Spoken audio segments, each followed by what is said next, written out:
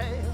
A champion prevailed, defeated the villain. Now pour him some ale. Toss a coin to your witcher, oh valley of plenty, oh valley of plenty. Oh, toss a coin to your witcher, oh valley of plenty.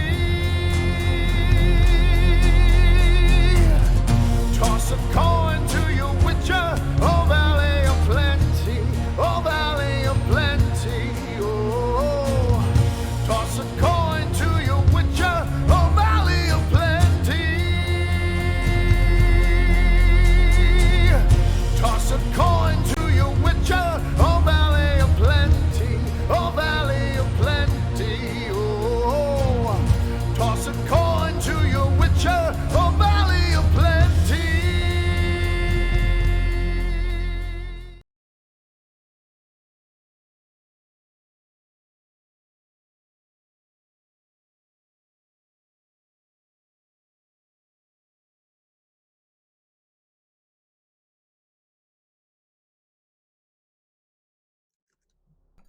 Well, hello everybody, and welcome to a little Wednesday night Witcher action as we get ready to dive back into this fun-filled tale filled with hopeful exuberance, joy, gifts of treasure and friendship here upon the wonderful continent of our Talsorian games, The Witcher. But before we begin, we need to know where we are, why we're here, and what we will be doing. We'll be playing The Witcher by R. Talsorian. Stick around, and you will be able to enter in to win a PDF copy of the core rulebook, gifts from our sponsors, R. Talsorian Games. How else can we be here? How else can we sit around a tabletop and play from vast distances across this world of ours?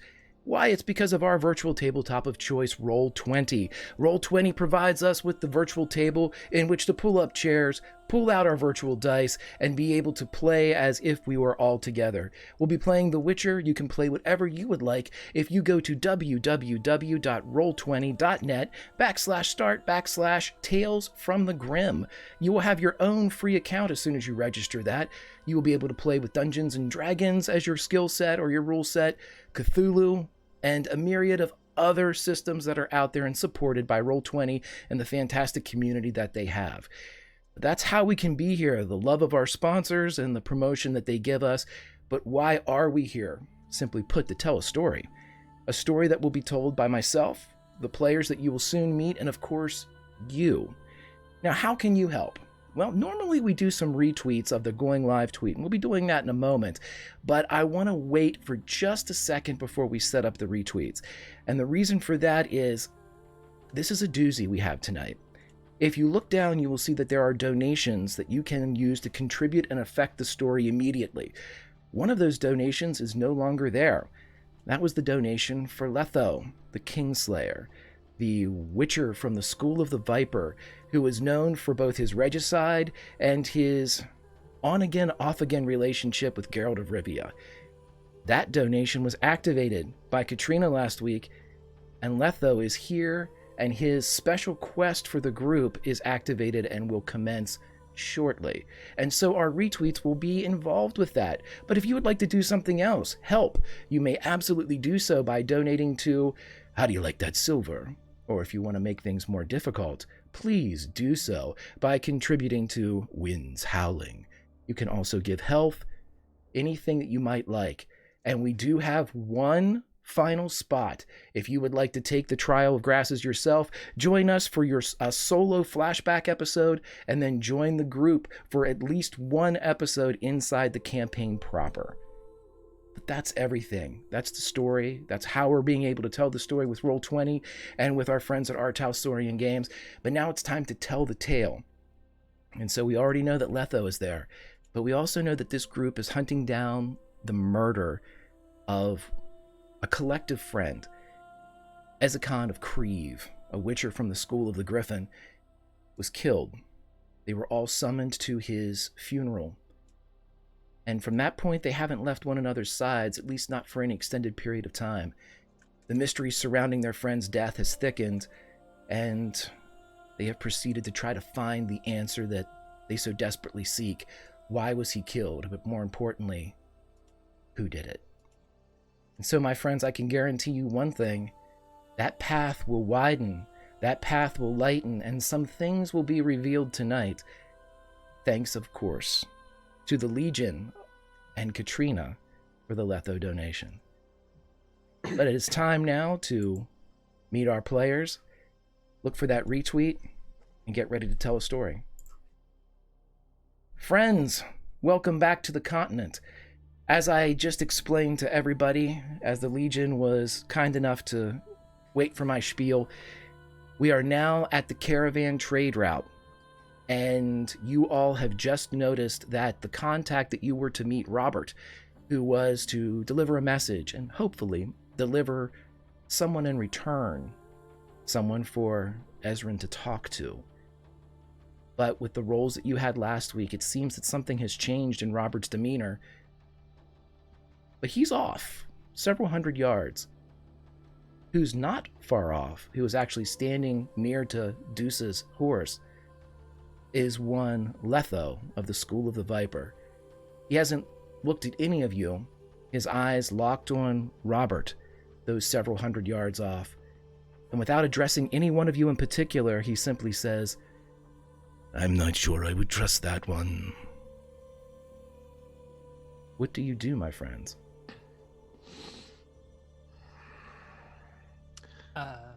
Aris will turn, see who it is, let out a slow, just...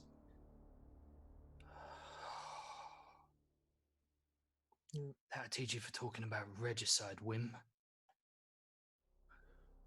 Deuce is gonna ride up to Ezran and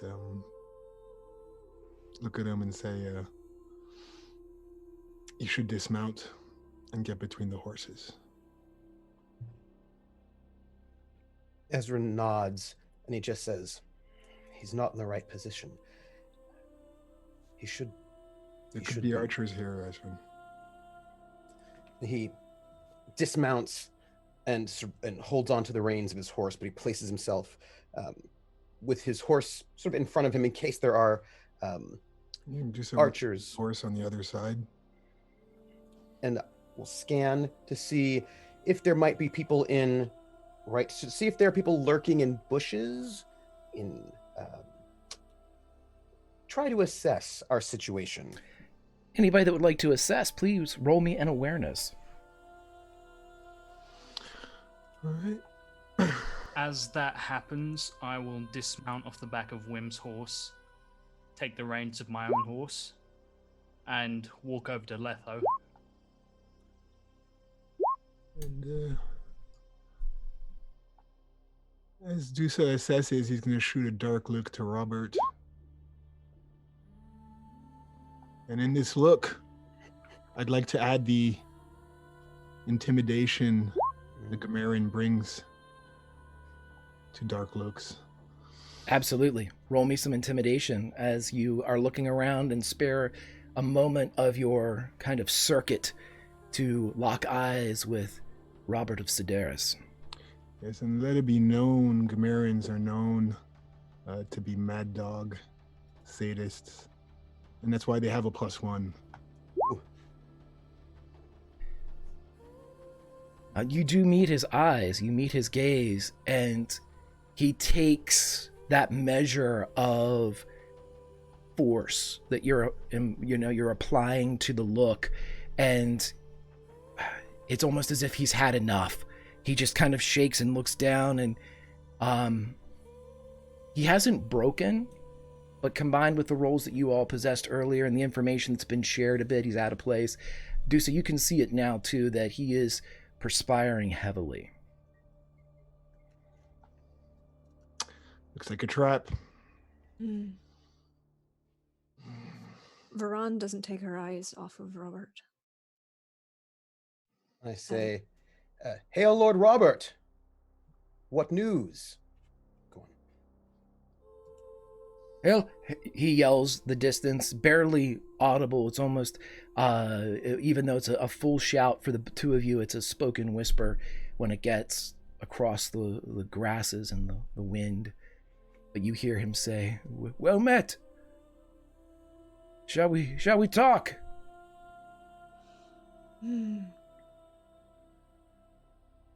Gonna quick draw his sword, and get between Ezrin and the new arrival.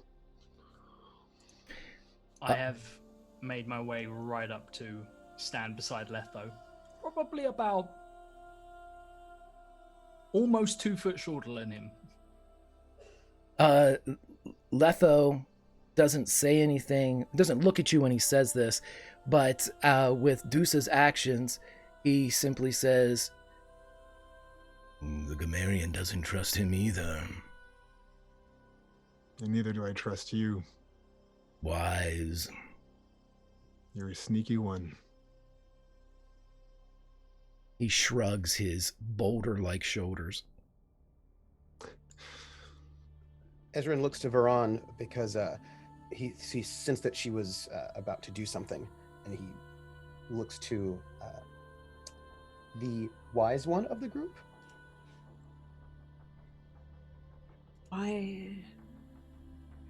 Well, Your Highness. I think someone has to talk to Mr. Robert. And she'll kind of nudge her horse forward, but she hasn't turned away. She isn't acknowledging Letho. She isn't acknowledging anything else. She's just staring at Robert. Okay. And trying to gauge if this is A, actually Robert, B, he's planning to kill us, or C, doesn't want to tell us that Kelhallo is really, really pissed. So the guards around the area, are they increasingly prepped for battle since the last we saw them? Like, do they have helmets on? Do they have... You can see that they all appear, and what was your awareness roll that you... Not good. Well, Billy, I will tell you this, just, by looking, they all look the same. They don't seem to have weapons drawn. They are all armored as they were before. The retainers for Robert were all already armored and armed, but they don't have those weapons drawn. The armor doesn't seem to be any different. Helms that have a mouth or a face guard have not been pulled down. Nothing looks like battle is imminent, at least in their eyes. All right, then he'll keep his helmet at his side. Varan will close like half the distance. I was going to ask Letho, state your business. Here for a bit of barter and trade. Here for scratching of backs. Last time you were scratching backs.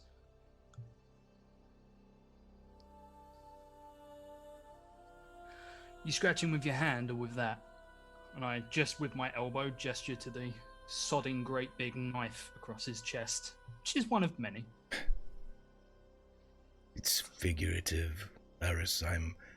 It means I'd like to help you if you would like to help me. I don't use my weapons for that, not unless you ask.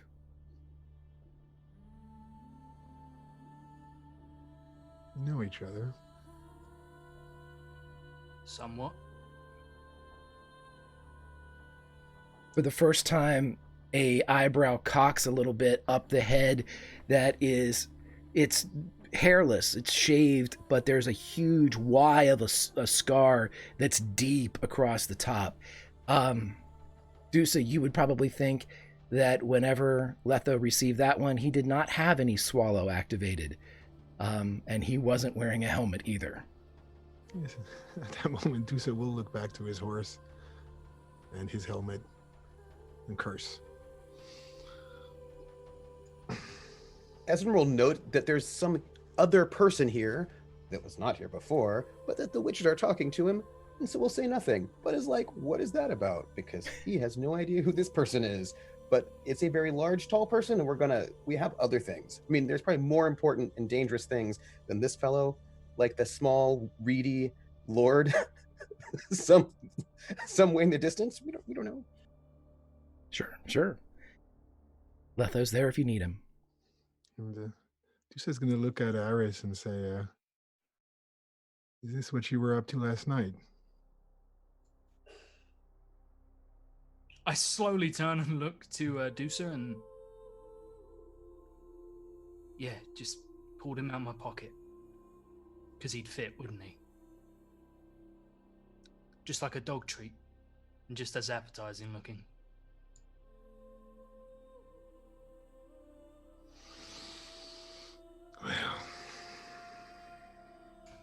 You can see Wim's relatively more tense, but his eyes are wide open and he's taking in as much information audibly, visually that he can.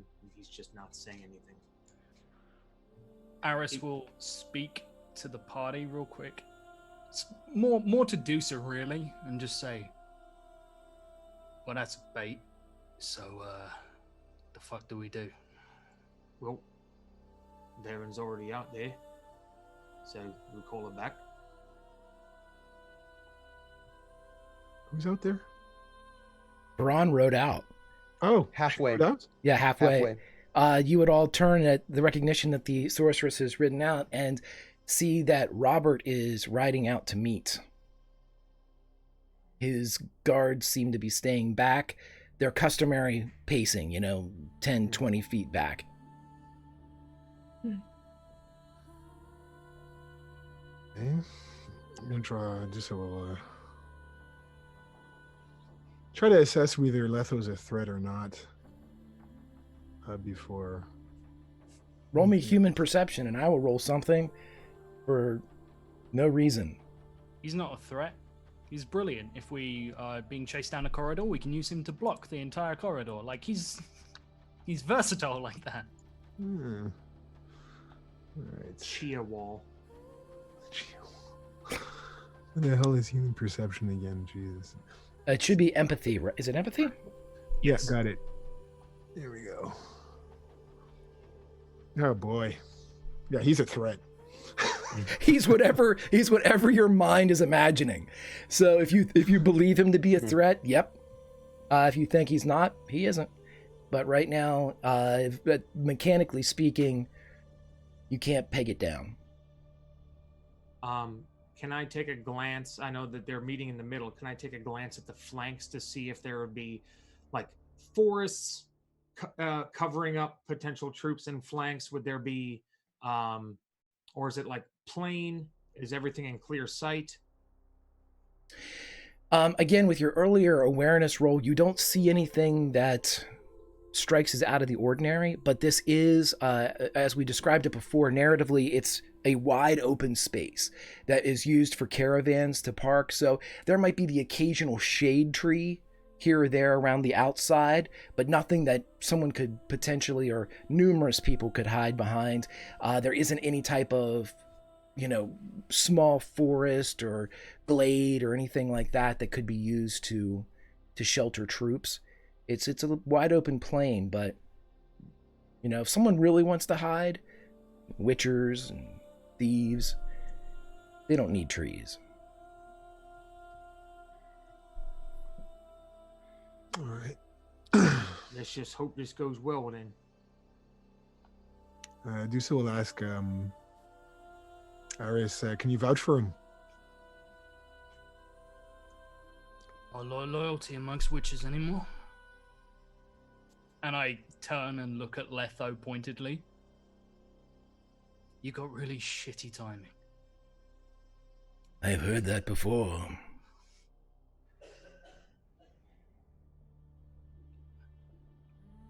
Sure. 4's better than 3, right? Depends on what we're counting.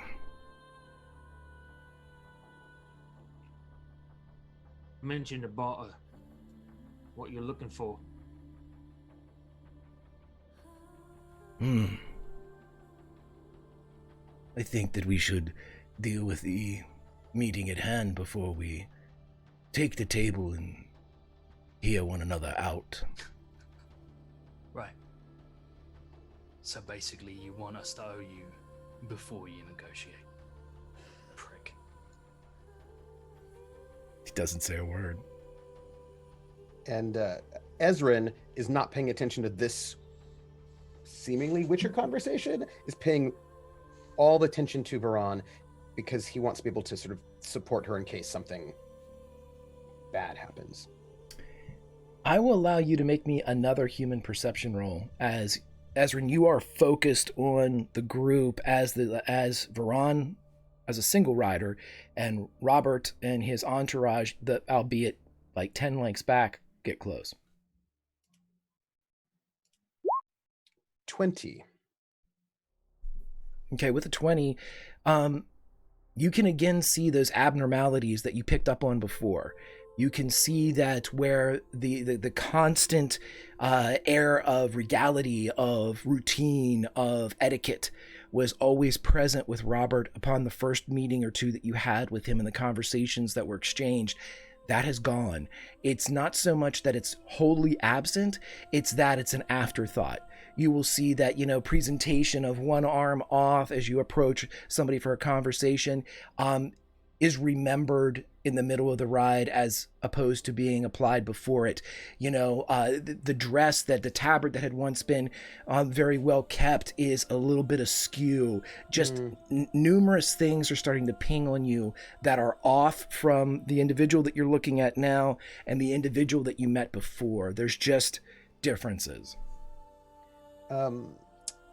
It's an odd question, but I suppose what I would ask is, does it seem to you that, or does it seem to me that this person is not etiquette born, but etiquette performed?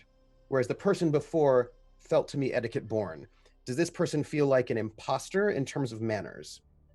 Or it's either the question is he an imposter in terms of manners, or is he distracted and sort of dropping a kind of training that should be second nature? Do you know what I mean? Absolutely. I completely understand. You're looking for the tells of somebody that has grown up with this and somebody that is playing this now as part of a role.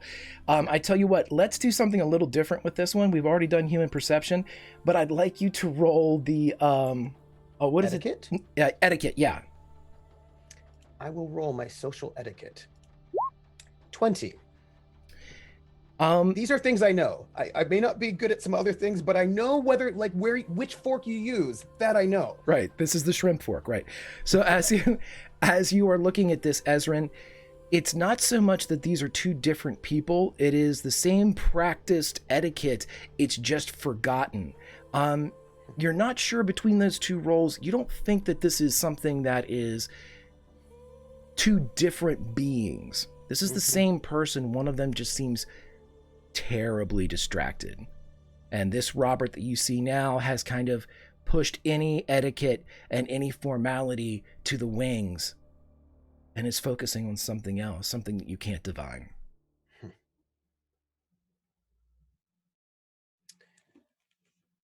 And I will just say to my compatriots, Mistress Varan should not be a front alone. I shall ride. I'll ride with you. But tell me, you seem to mistrust this situation. Why? And I'm saying to Dusa, and the group can hear us, but I don't think anyone else outside, because I'm not speaking that loudly. I say, the way he rides his horse is not the way one of nobility would. He's sweating. His tabard is askew, if perhaps he'd been some sort of tussle. It seems as if the ease and air of nobility is strained. He seems concentrating on something, but this is not the behavior of one in their element. And it is not the behavior of one who's just stressed. We should be trained to project an air of majesty even within stress, but something is wrong. Something is very wrong. With that proclamation of something being wrong is when Varan and Robert, as the camera pulls away from the group of witchers and royalty, and we go to sorceresses and others. Mm-hmm. Well met. Can I help you? We have done as requested. We've delivered the message. Yes. And why are you terrified? I am afeard that Master Wim will not. Don't worry. No. Why are you terrified? Don't lie. Just tell me, why are you terrified? was more difficult than we were led to believe. Is she upset with you? Or is she upset with other people? Roll me human perception. By the way, she still has the spell up. Yep, but you're getting that same thing over and over and over again. Okay. Can I read? I cannot read. Oh, there it is. Sorry.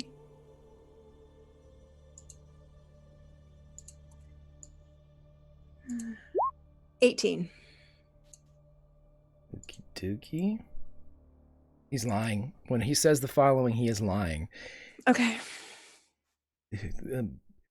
There were problems. I need to speak with the Lord. So Messages I'm for going him. to give you. I'm going to give you a chance here, a very simple one. It's a very, very simple chance. You can tell me the truth, or I can get angry. Now you've met another of my house, and I'm assuming she got a bit angry. So, you know what can happen if we get angry. Would you like to try again without lying? All of the Witchers and Ezrin would see Robert swing out of his saddle and land beside his horse. Mistress, you've dropped something he moves towards your horse. Ron. Does he look like he's got a blade in any way, shape, or form? And is there anything coming from him that seems like he's a threat to me? With your earlier human perception check, you don't see that he's like preparing for combat or to strike or anything like that. And he has a weapon, his sword, but it's on the horse. He doesn't appear to be armed. He's not wearing a weapon belt. Oh, thank you for noticing. Would you like to give me a hand down? I seem to have a small difficulty at the moment getting up and off this horse. Yes, of course. Yeah, it seems to be right on the other side, and he walks to the side that's away from his men. And he reaches up for you to help you down from the horse. Important question. Is this right or left? This would be to your, as riding left, he's approaching on the right side of your horse. So your left. So he's helping me. It wouldn't look like he's helping me dismount it wrongly to others who are watching. No, he's looking like he's doing it the correct way. Yeah. Okay. Then she would take his hand. As soon as he begins to kind of lower you as is appropriate, he steps into you and his lips actually proceed past your hair to your ears. I don't know which one. And then Who are you looking for? It's right here. And he kneels down and you see him pick up a piece of paper that you just saw him drop. Thank you very much. I appreciate it. And she'll take it, and then she'll take his hand. And can I cast... because she's done this before. Can she cast my manipulation to calm him the fuck down so she can actually figure out what the hell he needs to tell her? Sure. Yeah, go right ahead. I mean... Yeah, there's no way. I could botch this. No. Okay, never mind. Yeah. How do you want to make him feel? Calm. Like she just did with Wim. She wants him to calm down, to focus. The calming effect works like this. Instead of the frantic look that you would see, you see an almost steely determination. And he looks at you as he hands the note off, feeling the touch. He falls again almost like he's bowing or doing something that's appropriate. But Ezrin from a distance would realize there's nothing appropriate about breaking the space of somebody else like this. It's not right. But he would break in and kind of bow almost into your side, into your chest. And as he comes up, I don't know which one of my men she replaced. Oh, well, that's easy. Stand right here. Honestly, you should have just told me that from the first place. No. And No. no. And then he turns back to it. Everything's fine. Everything's fine. And he moves your horse so they can see. But his eyes, despite the calm nature, like I said, this steely determination has just replaced the mania. And at this point, we'll go back to Ezrin. Ezrin, this is when you and Dusa are exchanging. Dusa, you were just about ready to say something, but you see this dismounting and momentary dance between these two in the distance, and we're back at the main host here. What do you all want to do as you see Varan and Robert very close to one another? Dusa will hop onto Ezrin's horse and hop in right behind him and say, let's go. Ezra nods and says, as all is well, we shall approach for parley. And we'll sort of move and move the horse sort of carefully, but at a normal walking pace, but one that allows maximum control in case things get weird. Yeah, I guess it would make more sense if Dusa was ahead of Ezra. Yeah. Okay. We'll say, Varan, that you see the approach of Ezrin and Dusa. Wim and Aris, are you doing anything other than what I've been hearing? Okay. So, I don't know what Wim's planning at the moment. I've strung my short bow and I will hang it from the side of the horse with no name, from the saddle, so it is shielded from prying eyes. But at the same time, I will turn to Letho, as at the end of the day, he is a resource to tap into.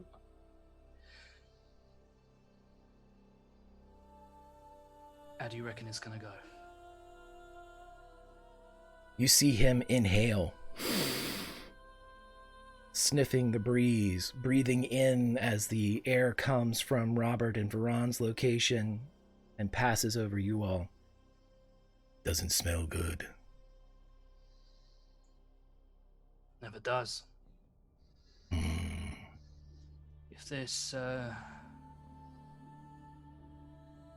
If this gets properly hairy, I'll go left, you go right. The eyebrow lifts again. I haven't been paid yet, Witcher.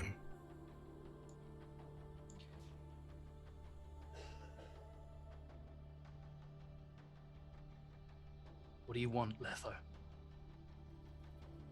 Let's see this play out. Then we will talk.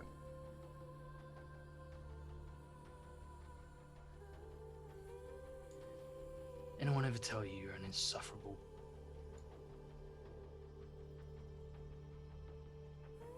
Wim looks over. Hey, I'm Wim. Nice to meet you, Wim. My name is Letho. You've got a nice looking head. Thank you. For a while, I had two.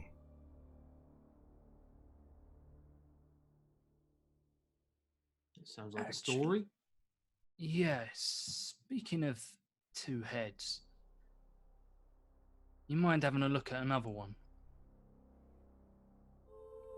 Cocks his head. Might be a friend of yours.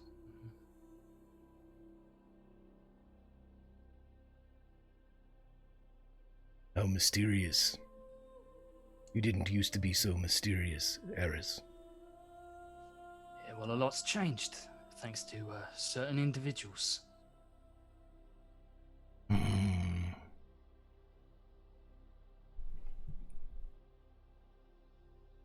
we're all together as Ezrin and Dusa ride up to Robert and Veron. Veron still kind of has her hand resting on Robert's arm as if it's perfectly natural and polite, and she's palmed the note into her hand. She's going to flip it just for a second and see if she can read it quickly.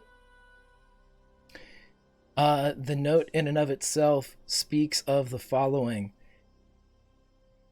It's almost like bullet points are written, things to remember to say, not necessarily full sentences are written down. These are just plot points, if you will. And it says, finish the song at Hope's Circus, the collection of northern embassies in Hangsforth, the capital of Hangsforth's League. And it's each, like, Hangsforth is like underlined. Like Hope's Circus is underlined.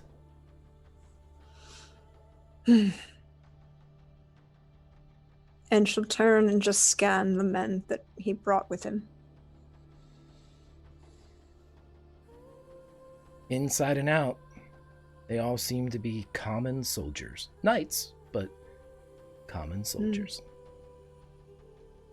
But that's if you're just looking at them.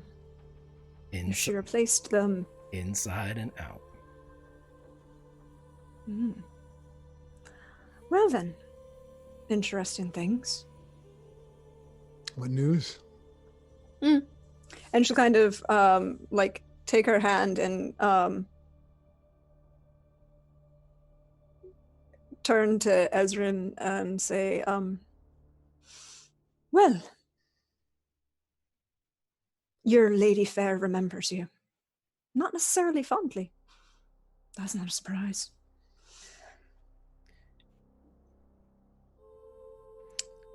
You can tell he has all these things to say, but there is an outsider in our company, and so holds back. And she just turns to Robert and says, if you'd be so kind, I really do need the assistance back on this horse. And as she turns, she'd also like turn to pat Ezrin calmly on the shoulder and leave the note in his hand at the same time. He will not look at it. He will just take it. He's like, Lord Robert, Your Grace, what news have you for us? Relieved of his note and his cheat sheet, if you will, he thinks for a moment, as in the course of delivering this brief bit of detail, you can see that his body begins to shake and the sweating begins again down the jaw as he says, your Mistress Calhallow requests that you meet her at the Hope's Circus at the collection of northern embassies in Hangsforth, the capital of Hangsforth League. There you can finish the song.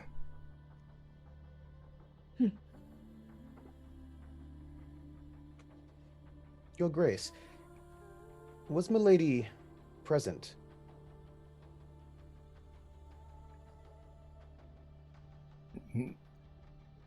No, she gave me this information via magics. You may roll a human perception at any time you'd like. I will take that one. 15. You're not sure. Something seems a little off about that statement, but something seems a little on with it too. It's difficult to ascertain what part of it is maybe manipulated a bit, but you get a hint, you get an idea that something in that statement isn't quite right. Now, Hangsforth is fairly far away from here to the west, no? Hangsforth is on the other side of the Kestrel Mountains, so you're talking about 4 or 5 days. If you did speak with her, Your Grace, I must ask you, how does she fare? What was her countenance? How Well, were her she humors? fares very well. She's very well. Looks sound of mind, fit, healthy. The picture of life and youth.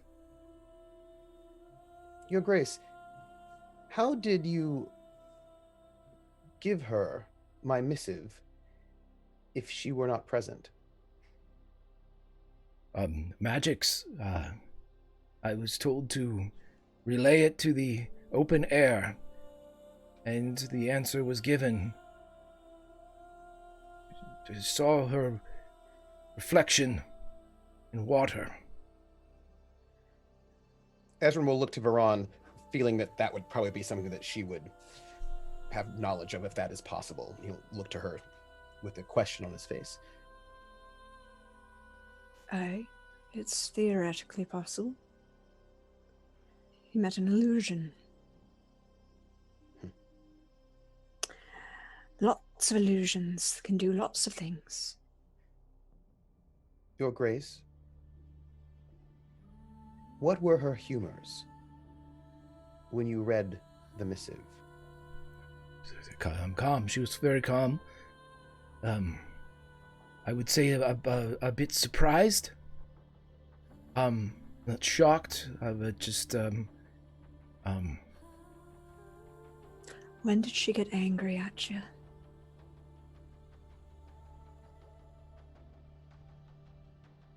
She was not angry. She was has a lot on her mind. I understand the stresses of leadership. It's Robert, child, you grew up under the auspices of an asshole and a dick who is well known for being a sadist. So, when did she get angry enough to terrify you? He locks eyes with you. What you're saying is true, mistress. I grew up beneath a cruel ruler, cruel tactics and methodology. And still, I am telling you, she was of a calm humor.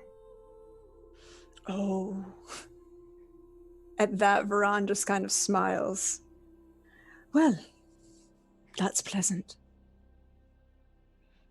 Your Grace, was she pleased with the news? Very. But not in the way you think.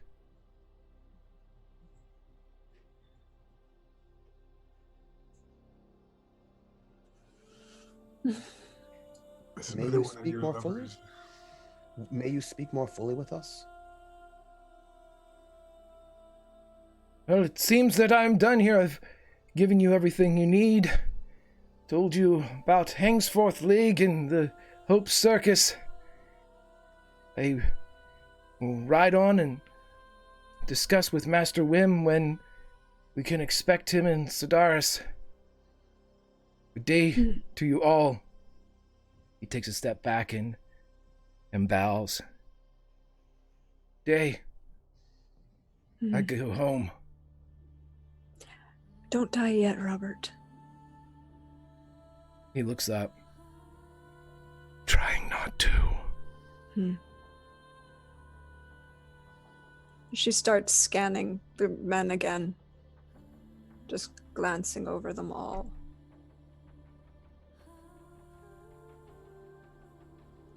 They seem fit and fine. Honorable, stalwart, loyal. He pulls himself back onto his horse.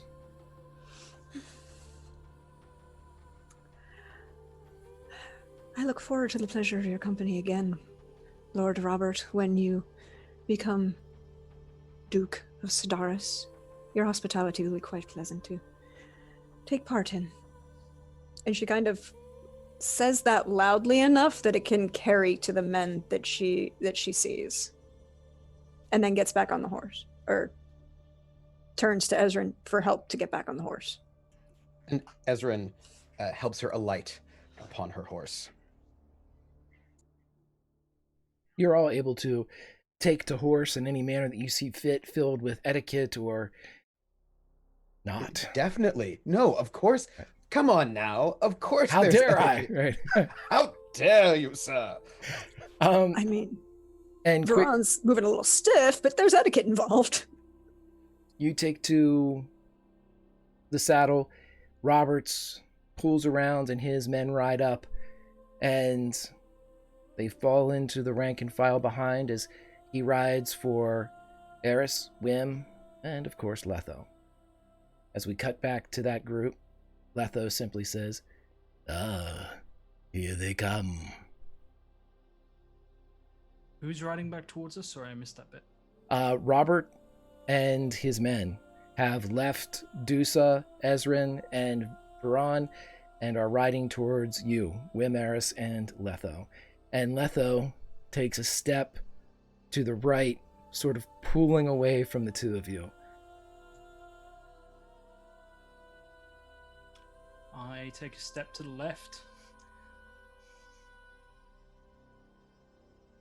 Wim puts his helmet on and kind of relaxes with both arms on the neck of the back of his horse. And as people approach, well, how'd that go? Wonderful. It went wonderful. When can we expect you, Master Wim, in Sedaris, so I can tell my uncle?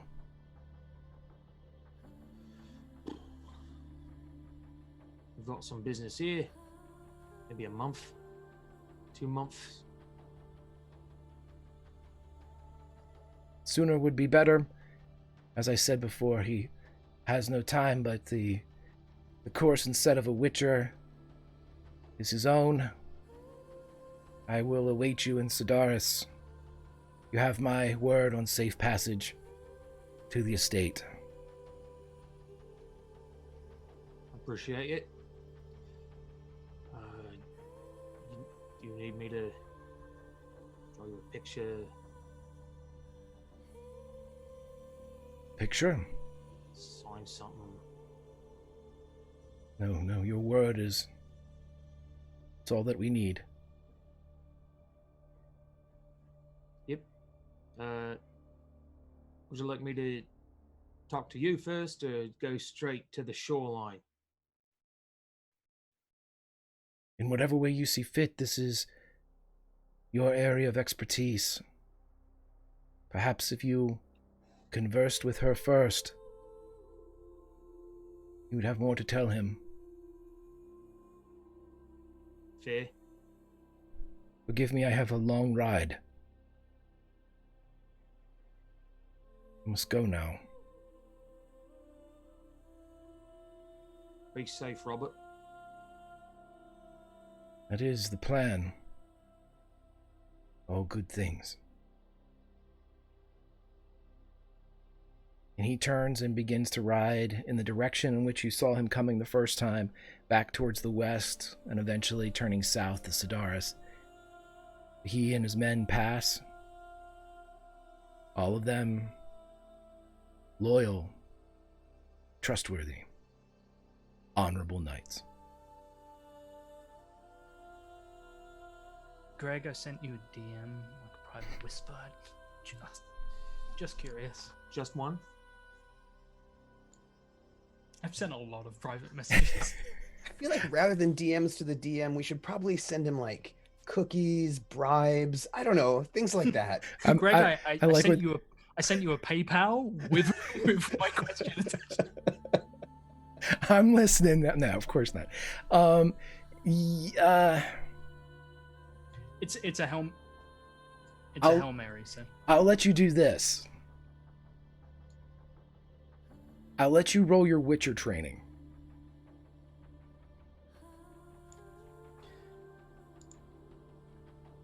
I've got a song and everything that links to it. Like, okay. Oh yeah. Roll the crit.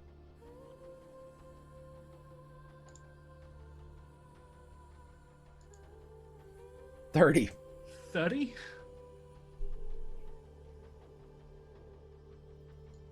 You almost miss it. Your medallion vibrates just for a second. It pulses just the briefest, almost as if it's just shifting over your clothes. And it doesn't sustain that hum or that twinkle or that vibration that indicates magic is present or a creature of the convergence is present. But you feel it just for a second as the troops ride by. Just loud enough. Aris does not have a particularly good singing voice. He's no Ezran. He doesn't have that kind of classical training. But as he does so, he just kind of loud enough to be heard, but not loud enough to be belting it out. Hums a line from a song. And it's one of the chorus lines, and as he does so, he's going over to his horse, and he just sort of quite lowly sings, "One of you is not as you are. You're a liar and a trickster, and you run oh so far, and the way you betray will give you away. You've made it a long way, but today's your last day."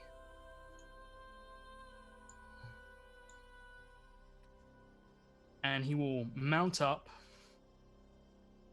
and glance back towards the receding men and just looks to Wim with a look that just says trouble. Wim will roll out his shoulder, and you hear several loud pops as he kind of brings his arm back. It's the blood flowing into his body and follows suit. Robert and his men are getting smaller and smaller in the distance as they are not galloping, but trotting.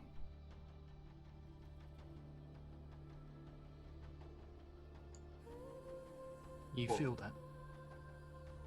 Feel what? Could be a Doppler. Could be Robert? No. One of his men. One of his men. Well, Do we we care? offer him an escort back. Shit. How close are Ezran and We'll say you're all together. Medusa? Yeah, I Okay. think that I would say that as Robert's group started moving away, we would sort of match that distance so that, we keep the same amount of distance between Robert's group and us, which means that we would sort of then be moving up into the main group. Doppler. I'd hold on that one.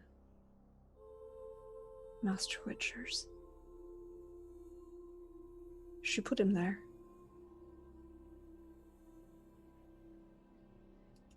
How are we even in the same circle Mm-hmm. at this point after Feel like- following? Okay. Yeah, they all came up.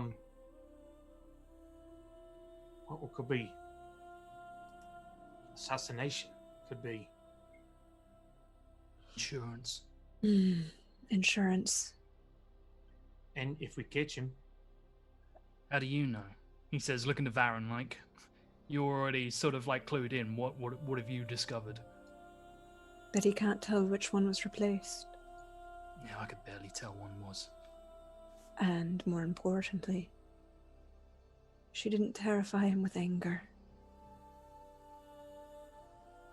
That he is more terrified of her than his asshole of an uncle. Wim, you've met the gentleman, I believe. yeah, What could be more terrifying than someone always being that angry? a couple of bears, I guess. I mean, I don't think that Kill Hollow is a couple of bears, but that's a nice analogy, thank you. Blue get angry a lot, lose their edge. You expect it. It's the ones that are quiet. Those are the ones you Aye. should worry about. Speaking of quiet motherfuckers, I turn and look to Letho. Are you going to introduce us to the gentleman? Oh, fuck. I guess that's Not my here. cue. Yeah, can we do this somewhere else? He says, gesturing towards the town and, like, away from it. Where do you want to... Somewhere not so close to civilization. Some of us don't play so well with others. But for once, it's not directed at Varen. Like, he's very much looks towards Letho, like... You can. He's saying to Eris, you can follow me into the woods. I know of a place. That'd be appreciated. Before we go, Lefo, you've got a lot of experience with Dopplers. My fair share. Any advice on how to pick them apart from a crowd? Kill the crowd. That's what I was thinking. That's a bit overdone. Doppler's strength. They're in paranoia. No one wants to be cutting down their friend. As long as they can make sure that people doubt that they're the one, that's their strength. They're not that tough in a fight. Silver, however, that sets them right off. Are you going riding off to the gentleman to cut No, down the Doppler that the... Okay, good. I'm not planning on it. Are any of you Fuck others off. going to do that? No. Mistress Varan, yes. I was planning on sneaking off into the night by myself without notifying any of my allies to go off and do something that might get me murdered because that is the wise thing to do and also friendly. What type of asshole would do that? I know not, strange gentleman. If I may, I am Ezran, a bard. And he bows. This is Ezran the Bard, Whim of Gesso, Deucer of Gameria, and From now on, I prefer you guys call me something else. I think we should do the same with Ezran. Call me Trinian. this is Trinian. And I'm Eirik. Eirik, Whim, and this is Mistress Varen. Pleasure. And you, sir, are... This is Letho. The Kingslayer. It's a very pleasure to meet you. Really? Shakes her hand. Just fucking introducing yourself. And Ezran bows to the Kingslayer. He says, "Good thing I am no king." I'm retired. So, woods, conversation, and then figuring out what the next step is, because this list keeps getting longer. Before we go, there's a Doppler in this group. Have they been used in assassination ploys? I'm sorry, I don't understand. Is They've got Lord a Robert Doppler. safe? Lord Robert or Aglavol? You're caring about his uncle? I'm not caring. Can't you see? This all connected. If we can stop a moving piece here, maybe it'll pay dividends somewhere else. What's the plot of Kill Hello? Putting a Doppler in that group.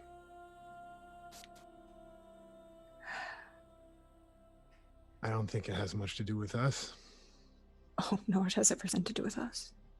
Or more accurately, everything to do with our friend the Bard. Are you satisfied with this meeting, Ezran, and how it went? Let us, Away. indeed. I will lead them away from Eglinval into, towards the tree line, not so far away from the town, closer to the direction that Robert was traveling, so that we do not get farther from them in case we need to overtake them for some reason. Well, if you're going where I think you're going, that's on the other side. No, any sort of place in like basically when I get out of Eglinval into the forest, any kind of sort of a glen or someplace where we will not be overseen. Letho would point to a northerly, kind of a northwesterly running trail that leads to the village of Lod. I was able to drink there last night. How did you find us, Letho? We're moving and talking so that we do not get, we want basically I hope we can, because I mean there's so many questions. Yeah, basically Ezran's thinking if they need to for some reason overtake this group of soldiers and Robert, he doesn't want to move the opposite direction, just so we're gonna have a bit of a break to chat, but we're heading that direction, at least to looking for you know how you can go into the woods of a spell and get yourself like a little clearing and just hang out there. Okay. We'll just say for the sake of the narrative that you are keeping to a northwesterly position. You're not necessarily heading towards the village that Letho spoke of, but you see kind of like rock posts forward every once in a while that are indicating both that and then even far off Hangsforth. But yeah, you're able to find yourself a place. And Letho's answer to how he was able to find you: you are 3 witchers traveling together. That is not very hard to find. 4, actually. Varen, might I borrow that bag of yours? Sure. And she'll toss him the pouch. Reach in, unceremoniously grab it by the hair, pull out the severed head, which probably smells so ripe right about now. I mean, she did freeze it when she first found it. I'm glad we're preserving our meat correctly. A little bit of salt. Yeah, a little bit of salt, seasoned. Again, the eyebrow creeps up Letho's head. You have yourself a head, I see. Aye. Do you happen to recognize the gentleman? I do not. But irony is always one of my favorites. Shall we discuss here, or shall we get something to drink? I believe my proposition will interest you all. Here's fine. He hops off his horse. It would be good if we had not ears upon us as we discuss. The horse that was retrieved whenever he just walked up to you to avoid being the guy on the horse, he pops down. You all are friends with Ezekon of Kreve. We were. Yes, he's dead. I'm hoping you weren't part of that one. He isn't a king. I never went by the assumption that you were making killing kings is purely your only choice. No. But I have found someone who is pretending to be your friend.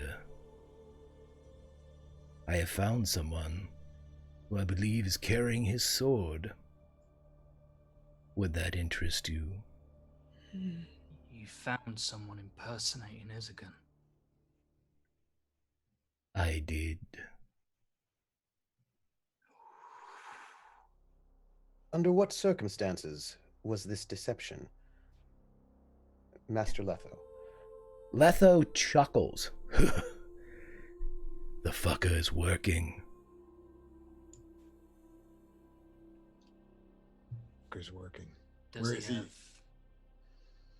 He's taking jobs. Where? Well, that would be telling, wouldn't it? What do you That's want? right. Simple, really. As I have introduced myself, though retired from the act of regicide, I am still the Kingslayer. I need to be escorted to the elven lands, and they convinced to allow me passage over the Blue Mountains and away from the grasp of the law.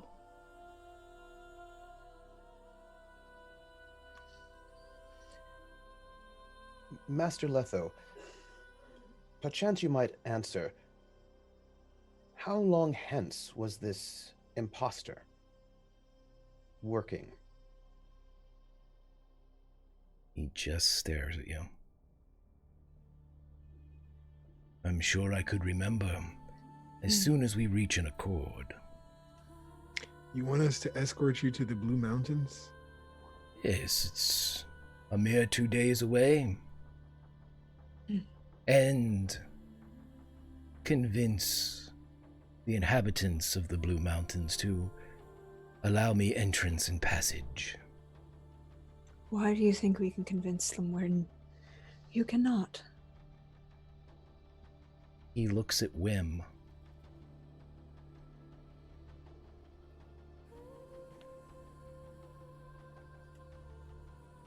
Do you know the old ways? No, but I know that you do.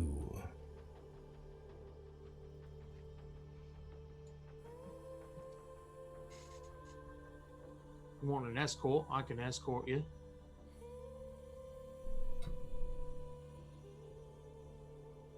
Or is there something else? Take me to the edge of their forest. Convince them to let me in.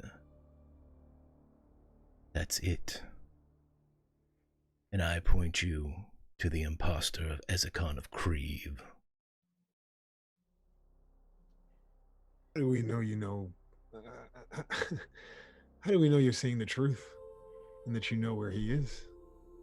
Well, it's easy. We will agree upon a hex. A hex of the true heart. I will stake my claim, what I will do for you. You all will state your claim, what you will do for me. We will agree upon the hex. We will breathe in the smoke, and we will exhale, friend.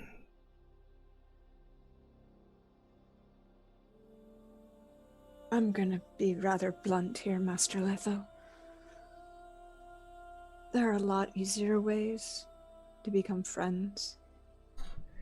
And considering my recent involvement with Witchers, who I didn't know personally, I'm a little bit hesitant to engage in magic with one such as you. And no, it has nothing to do with you being a Kingslayer. I'm in. As an aside, is this title Kingslayer metaphorical, or... No. I see. So what king did he slay? Kings. Kings. Yes, it's... What's the current count, sir? 4 or 6? Whatever the golden eyes of history deem me to have. Oh.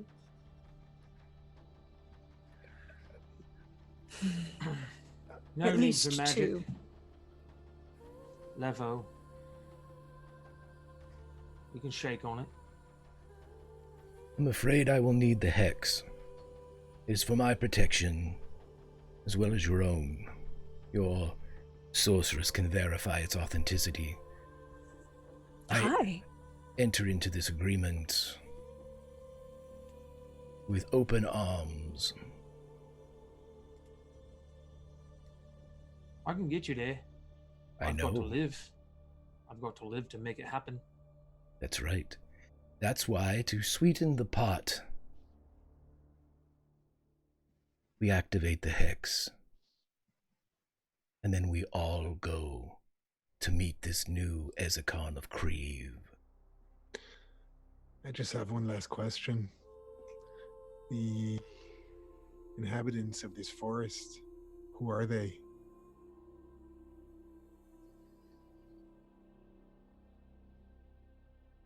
The ones you mean us to convince?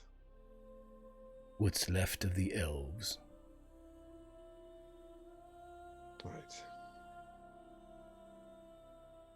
I'll agree to it. Not speaking for anyone else here. Does anybody... Agreement of everyone else isn't as impactful as what I can do. So let's get this started. He pulls out a pewter bowl. He pours out what looks to be some type of liquid in a small stoppered vial. And he pulls out a pinch of powder from a pouch, puts it in the bowl, and unstops the stopper and prepares to put it onto the powder as he looks at Varan and Ezran. You are merely escorts. Nothing more beyond that.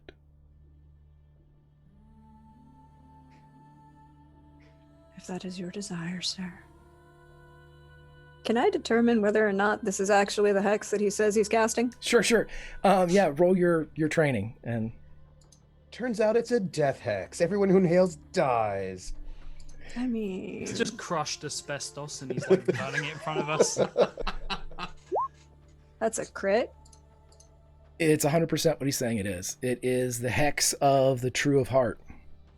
Mhm. It's mercury acting as a reagent and some type of powdered magic-y stuff. I step forward as he's pulling all this stuff out. Actually, I turn to the others and I say, who's in, who isn't? I'd like to know from Varan whether she thinks we have any hope of convincing these elves, or if anybody's aware of that. I've got it handled. Someone turn for it. If there is a knave impersonating Ezekon of Kreve with his sword, methinks this man had something to do with his death. To get the sword. Aye. And to know that it would be safe to impersonate him. What gain?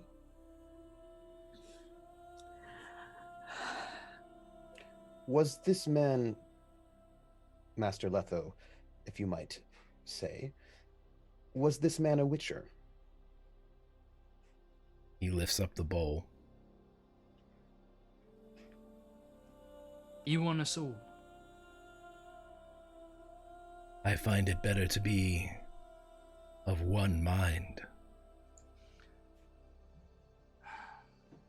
You're still pissed about Yennefer. Fine, let's do this. I'll actually do it. Not that I don't distrust you, but... professionals. Standards, you understand. Gather around then. I should probably warn Ezran about this. It ain't exactly comfortable. You mind giving me a minute? Of course. I looked at Letho like, do you mind me taking him aside for a moment? He just kind of moves his broad shoulders in a counterclockwise swing that blots out the sun for a second, but yeah, no, he's fine. Really, like, I'm getting a crick in my neck from having to stare up at this mountain. I will take Ezran a ways, further than out of earshot, probably further than, because I know him quite. I know that he has pretty keen ears. I'll take Ezran right away, and in quiet between the two of us. I have no idea what Wim's got up his sleeve. But You said you knew of the elves, right? Aye. It was long hence. Yeah, well, they live long lives. I mean, I don't know how long specific. Well, would I know how long, Greg, at all? Or? Yeah, the elves can live quite a long time. There hasn't been too much of a share between the races as far as exactly what it is. Usually when they get to the point where, hey, how long do you all live? They're trying to kill each other. So, centuries are on the Awkward. table. Yeah. Awkward. So I say to you, and there's a chance you might even know some of them. I mean, I know that's not much, but you'd be able to help Wim out with this if he needs it. I mean, fuck, he might have it handled like he says, but I'd rather have a backup plan. I would be glad to see them as well. I would accept this task, not only because it will help us avenge the death of Ezekon, but also because I have unfinished business helping to create peace between the elves and man.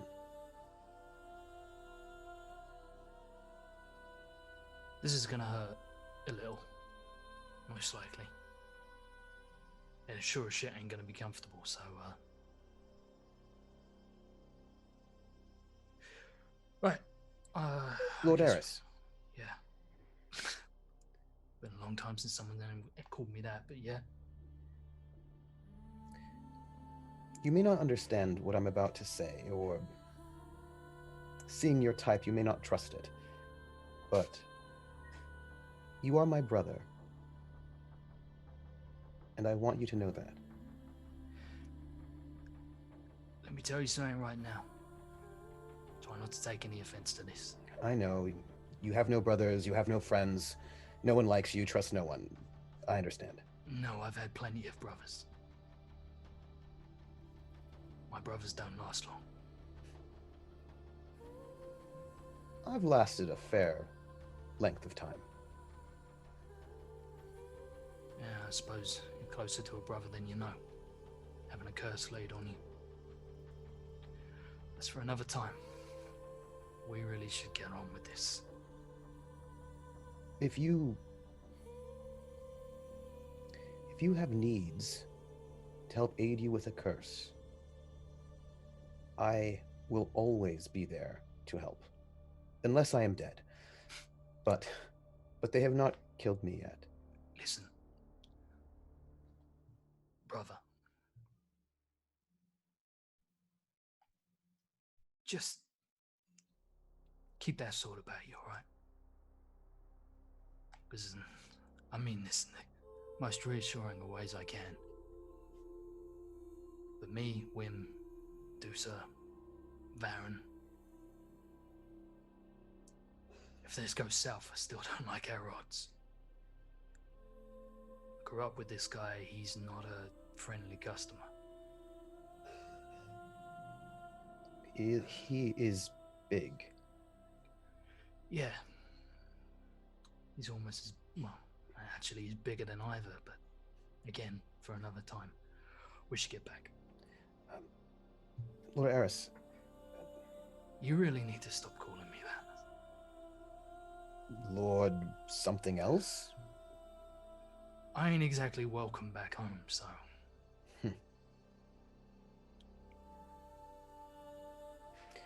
Your nobility stays in your heart, no matter what anyone else may think or say. The Emperor says very much different, but I appreciate the comment. To be honest, for what the fuck it's worth, I reckon you'd be a better ruler. Well, perhaps one day I will. Sure. We'll just slit Emers's throat and then have Letho do it, and fuck, you can rule Nilfgaard.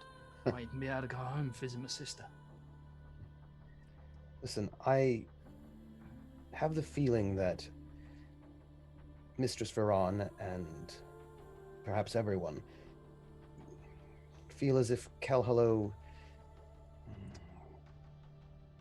has betrayed me or distrusts me. But I have to know for myself. I'm not good at this sort of stuff. I don't really have a lot of long-standing relationships. But if you want my opinion, as much as a judgmental bitch as Varen is, she makes a fair point that you ain't exactly over-endowed with luck in the love department. And unfortunately, your ex-sweethearts seem to have a remarkable tenacity for destructive magic. Whether it's by conventional methods or the fact that they're still clinging on, or were.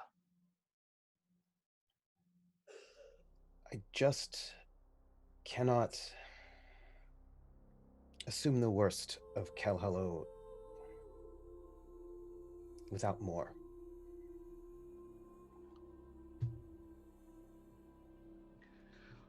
I don't trust a lot of people, okay? I don't trust Letho. I don't trust... I sort of trust Win. And maybe this is a bad idea, but look. I've been keeping something a little close to my chest, but you should probably be aware. Don't tell the others yet. Aye. Ezekon was hunting someone in the north. A magic user. Don't know their age, sex, anything like that. Don't know a name. But they placed a curse on him. It's called a leech hex. It keeps you from remembering details about someone you hate, someone you would kill if you knew their name. And when he died, the curse broke. He told me before he passed that he had something in place to reveal that person. He said he'd leave it to me on his deathbed so I could find him. But they're using magic to do something. You know the place of power I mentioned? Yes. Whoever this individual is, they're using that place to control creatures of the Divergence.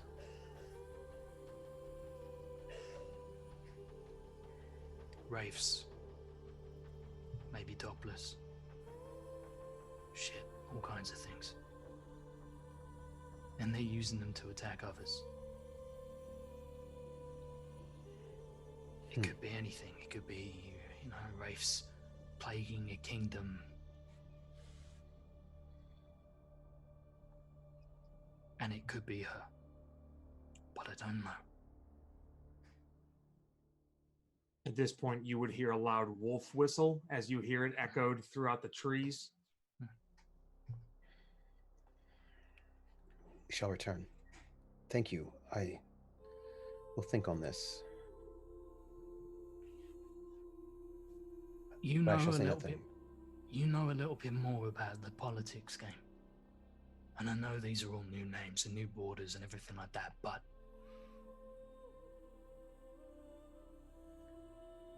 I need to know who stands to gain. And I need to know where that fucking place is. I know that he found it, and that it is not the place where he died. I know. Alright, we really do need to get back. Yes. And I walk with him back. Letho's Working. massive arms are crossed. The bowl is resting on a forearm. Are we done? Has the problems of the world been solved? Sure. Thought for a second you might have snuck off again. That is only done in ones, is my understanding. Yep. Letho lifts up the bowl. Shall we? Aye, let's do this. Does everybody stand in the circle? Dusa? Yep.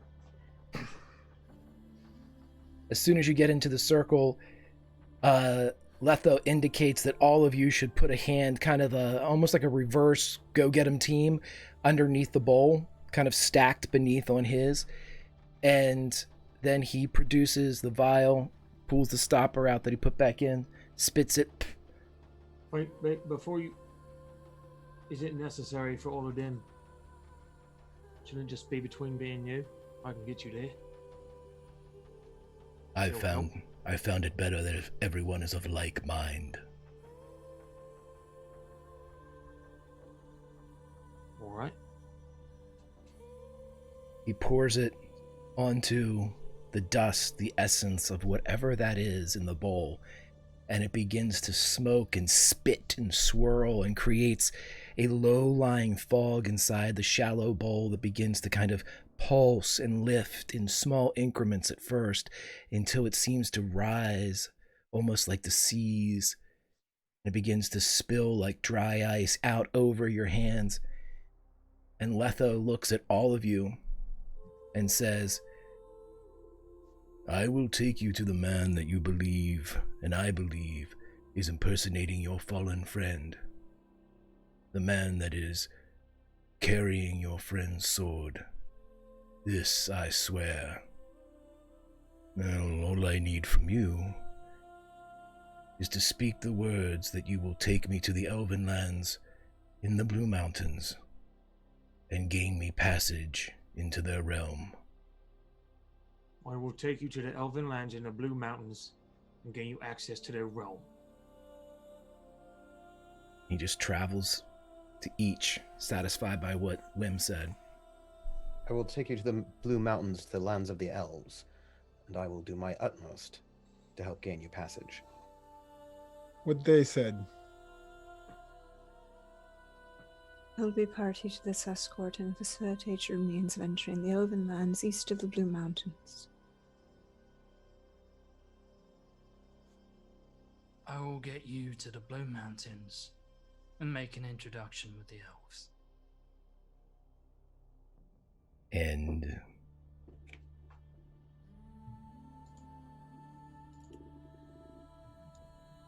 he's waiting. For what? He needs Aris to say, and passage into their realm. And passage into their realm. And then his eyes look to Dusa. I am of the same opinion that you are, but magic strict. I need the words, Witcher.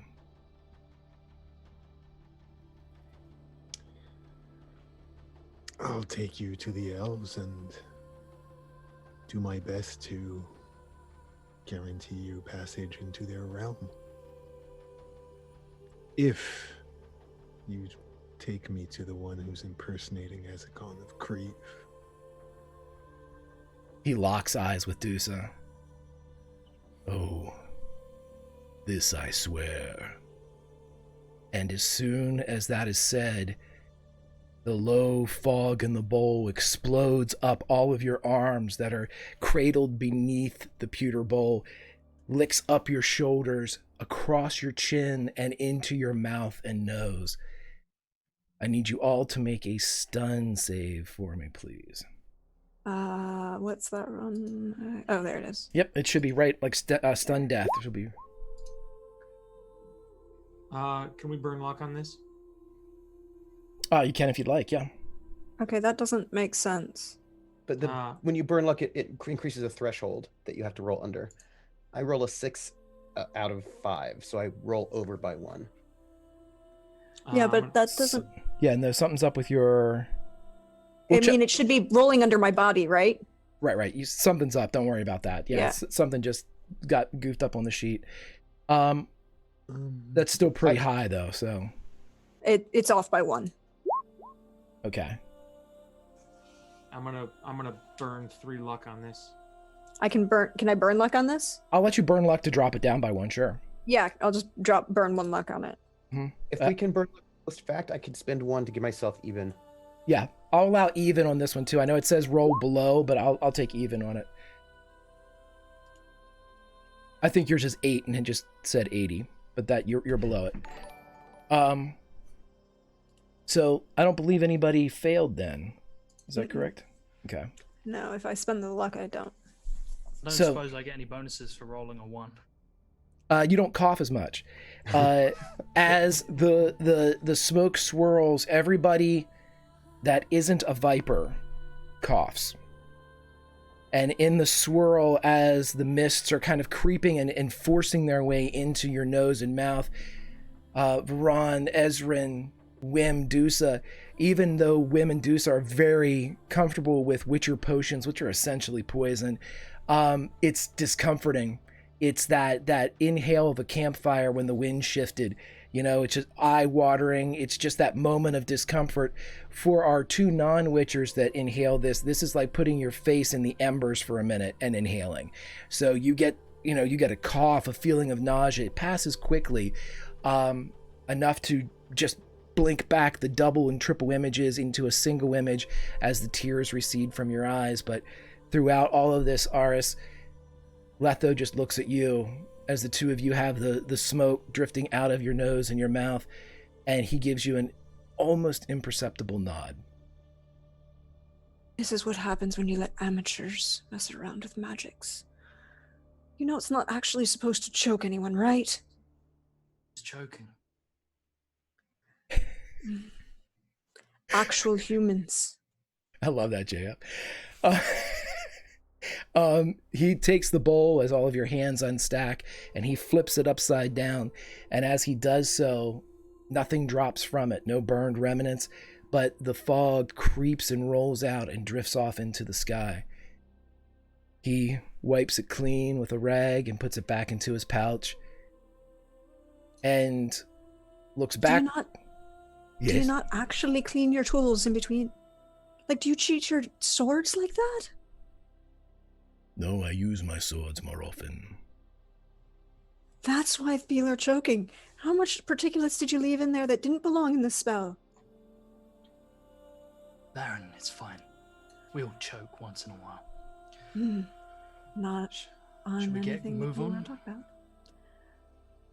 He points back to the road that you departed to get this little solace that you had, this little sanctuary among the trees.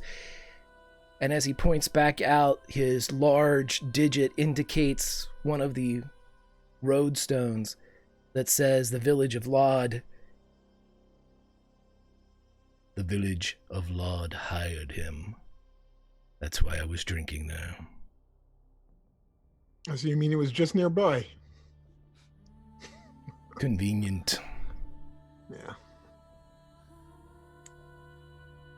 Oh well. All right. Well, let's get a move on. How long past do they hire him? What job did they hire him for? A job that you hire a witcher for, to kill a monster. And is he a witcher? And does he have a name? Yes, and yes. The witcher that you seek is named Ezekon of Kreve.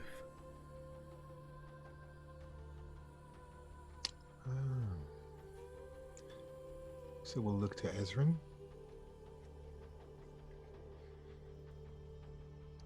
Do I know a Jeffers of Kreve? No, but the Witchers, I'm going to give you this one for free. The Witchers would know that normally when you take a name, much like anybody else would take a name, it's of where you're from. Oh, yeah. Kreve is not a place. It's a god. It's a god. And Ezekon was the only known Witcher to take his name for a deity, and he was strongly encouraged not to do so. But he was the only of Kreve that wasn't a priest that was walking the continent. But now there is a Jeffers of Kreve.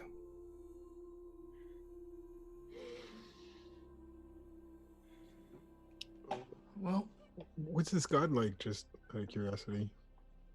He's a sort of thunder and storm god of the north. little bit of Odin, a little bit of Thor.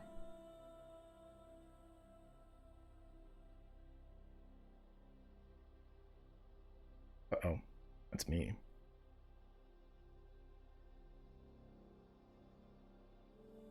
The widely followed god, but that sort of particular area that is now the Hanksford lead. It's kind of like a small. It used to be bigger, but it is not as big anymore. Lots of portions of leftover north.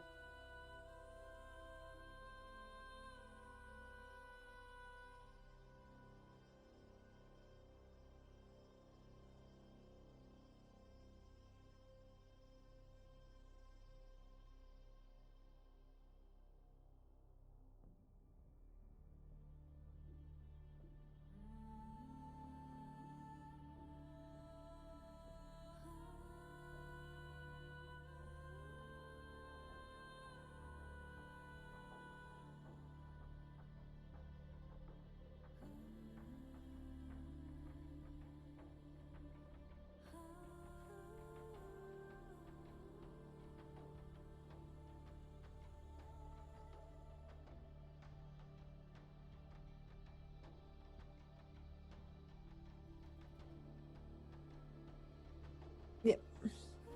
Whoops. All right, everybody, we are back. Sorry about that. I think there was a Zoom issue. All of us experienced intermittent internet stable blah, blah, blahs. We think we're okay. If you see anything in chat, everybody let us know. The wonders of modern technology only extend so far, I guess. But as we get back into the act of everything we were doing, Ezrin, I'm sorry, you were saying, my friend. Kreve is... so Ezrin would say, Kreve is the god of the northern duchies. Surely you have heard of this god.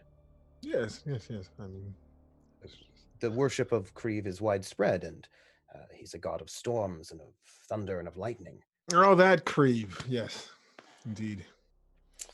And he knits his brow, looks around, and says, has this changed as well?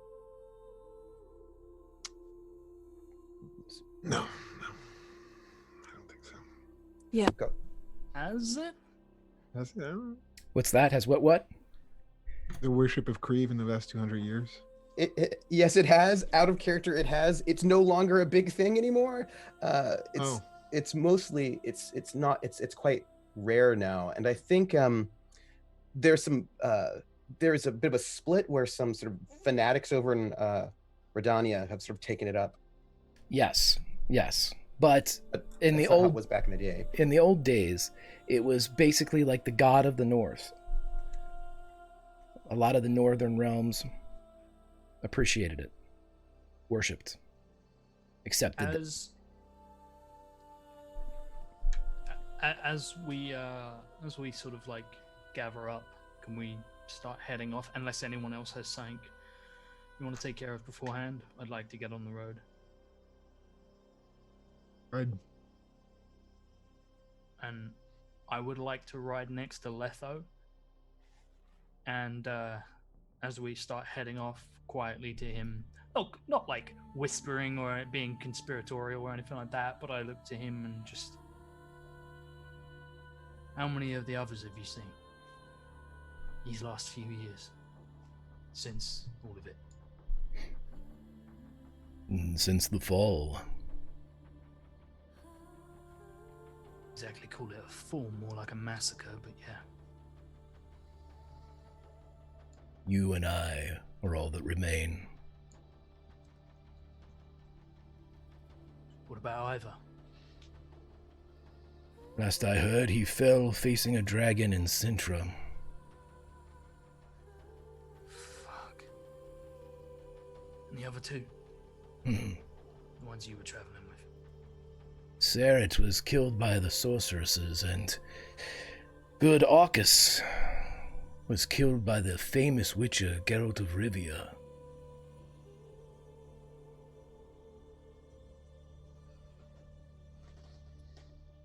You know him, I'm sure. Their songs aplenty. Yeah, I've heard of him.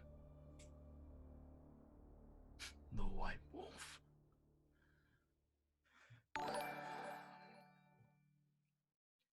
We,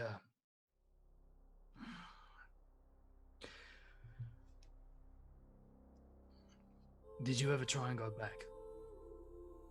For what? And at this, I will quieten down and I will lean in and say, the records. I made my play, and I failed. It's over.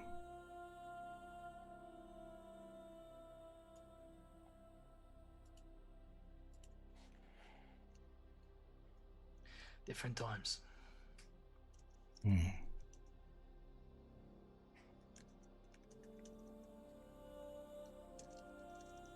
Perhaps I'll start again on the other side of the Blue Mountains.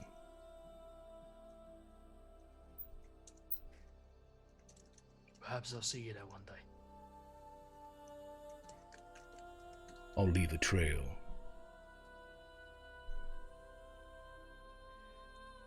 It'd be a first. It'll just be a big fucking sign that says this way, Aris. Right. Who needs subtlety? Ivor would be so impressed. Always learning. It's not long.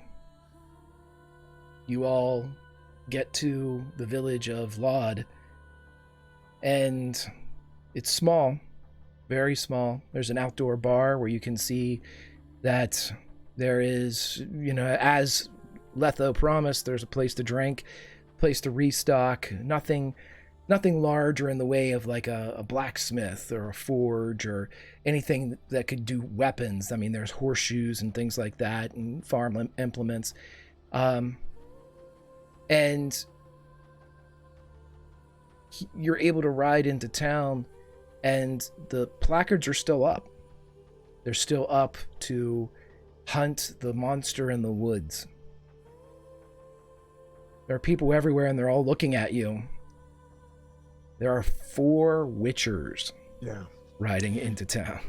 We need to work on our on our appearance, because we're drawing quite a lot of attention. Big for yourself. Yeah. Well, It's a speaking about resurgence. all of us, yeah. I will ride over and snatch up the notice, see what it says. It's the usual boilerplate. We are a small village, but we have money. There is a creature, a monster, a spirit, fill in the blank, in the woods. If you remove it and free our fair village, we will repay you. And the price on the reward is 500 lintars, which lintar is a northern coin equal to roughly 2 Redanian crowns. So, I'd take that. Obviously, do the Witcher thing of grab every notice. Right. Read all of them because. Right. Missing sheep. Where'd my underwear go? Grandma's dead, and there's a noon wraith over by the old well. You get all those things. Yeah. Yeah. I love all of that shit. Like, I look through all of them, and then I scrunch it up, hold it out to Wim to pass down the line. I'm gonna, if there's anybody walking by, I'm gonna stop them. Sure. Yeah, and say, we've come to help the Witcher that you hired. The first person you get doesn't have the authority to converse with you, but it quickly matriculates down through the small village, and a large woman comes out, tall, maybe 6'1", and she walks over, and you see her rolling up her sleeves as she approaches, and as she gets to you, she looks at the 4 of you. I've already given him all the money. Just tell us where he is. In the woods. Never came out. We've been waiting for him and watching. He's dead in there, I say. With our money. You paid him before the job was done? You said that's the way the witches did it. Aris laughs at this woman. I think everybody's gonna laugh a bit. try not to. We need to work in this town. Ezran doesn't, because Ezran's like, oh, dishonorable behavior, that's bad. He does not laugh. Wim doesn't laugh, but he hands over the notes of all the things that were posted up there. Which one of these are still active? Up to date? What you need done? All of them. Letho goes by and takes a look at one of them. The sheep's dead. It's over by the North Passage. Here's your grandmother's underwear. And, you know, he's already completed the side quests in this town. He's robbed all the XP from this place. Fuck. I look. Yeah. How long ago did The Witcher go in? Day before yesterday. All right. Mistress, if you might, could you describe the looks of this Witcher? Couldst thou describe the looks of this Witcher? Looks like all of you. The eyes. Give you a name. Jaffas? How many swords did he have? Looks around. And the small boy that went to fetch her. 2. He had 2. Hair, length, style, cut. He had a hood up. Could see the eyes, though. Anyone here that knows the forest well? A hunter, perhaps, that would know where to find him or what part of the forest to look in? An excellent question, Dusa, and I will allow someone in your group to roll to see if somebody from the village will lead you to the spot. So this would be a persuasion or... Yeah, Dusa's looking for his equivalent because he's lived in a village. Right. Yeah, you're looking for the local huntsman, right? Or huntsperson, right? The local Dusa. Right. Do you have Dusa 2.0? Point me in the direction of your local Dusa chapter. Right.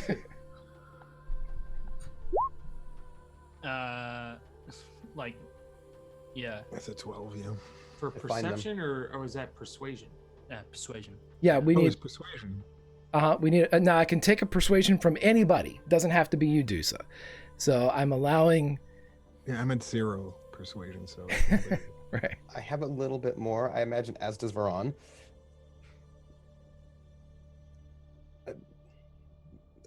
Good mistress, art thou the mayor of this village?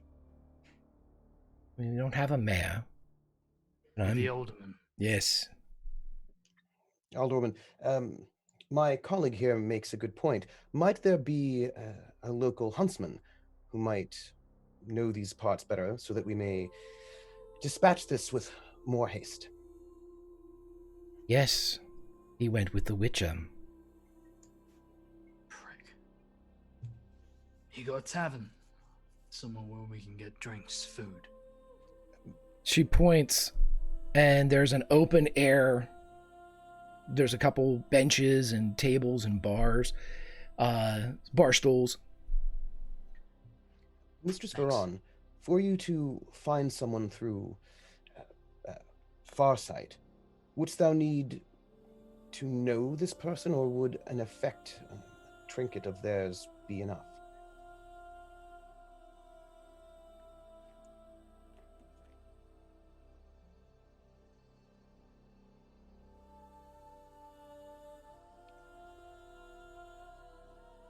Whose cat got your tongue? No. Can you hear me now? Yes. We can, yes. Okay. I was unmuted. It did. Yeah. It just decided to pull apart. Sorry about that, y'all. I need water, and I'd need a description. And actually, Mistress Alderman, do you happen to have a name and a description of the huntsman that went with the Witcher? It'd Yes. be a lot easier to find. And do you have maybe a dog? Took his dogs with him, Tracking. but we have his house. That would be wonderful. Do you mind if I use it to see if I can find him very quickly? And then we can get on with this finding. They can find their witcher, we can find your huntsman, deal with whatever's hunting in the woods, and, yeah. Move on. You get over to the huntsman's cottage. The huntsman's name is Lee, and his son, also named Lee, about 14 years old, comes out. Have you seen my dad?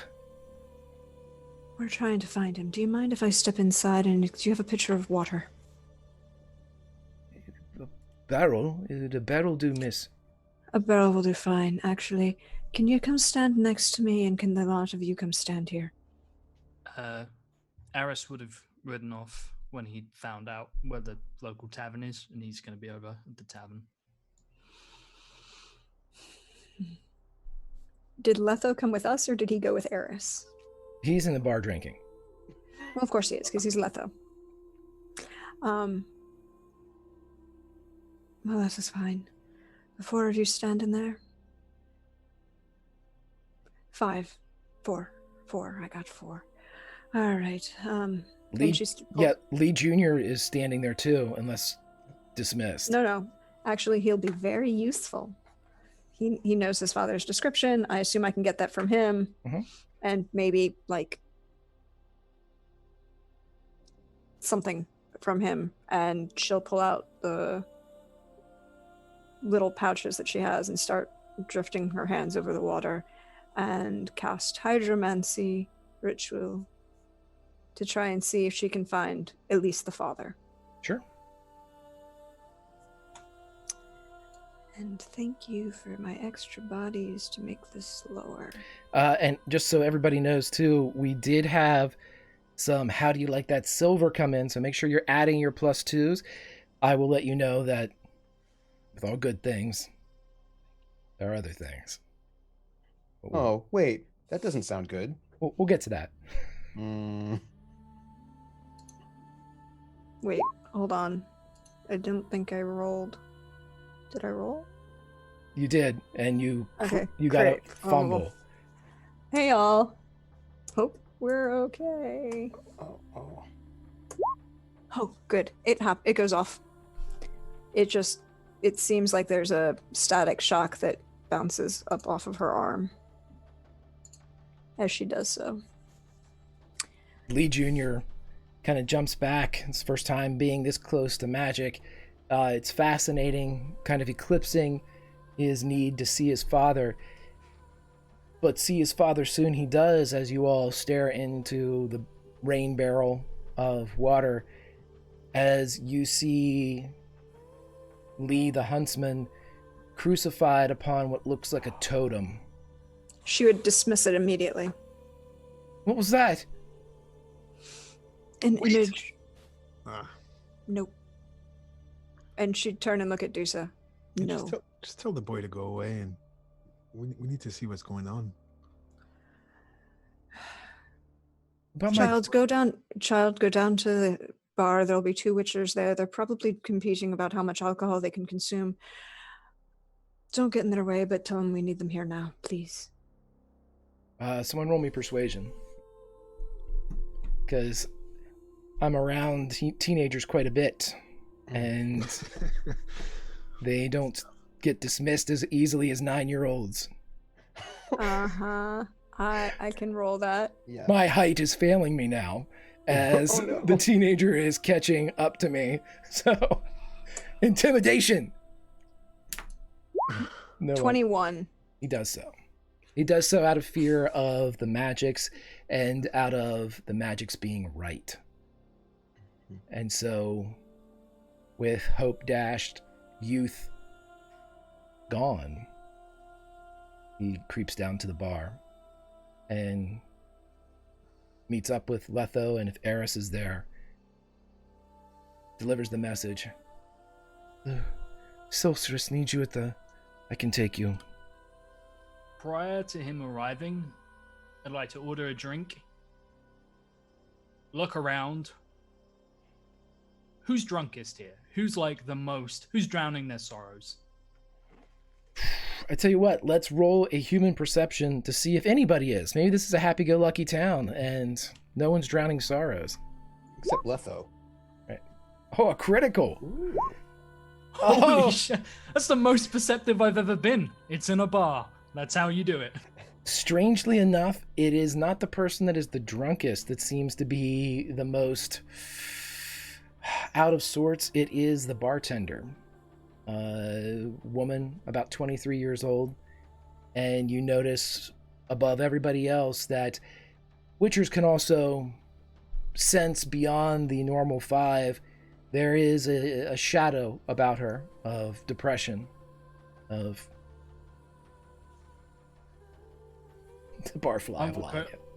I walk over towards them and say, hard year. What can I get you?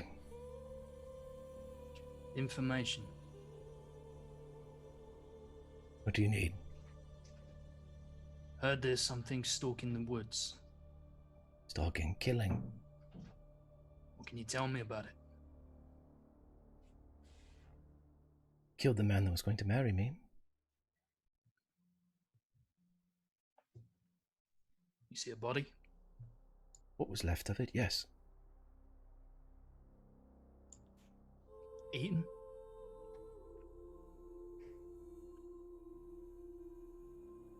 Strung up. On some type of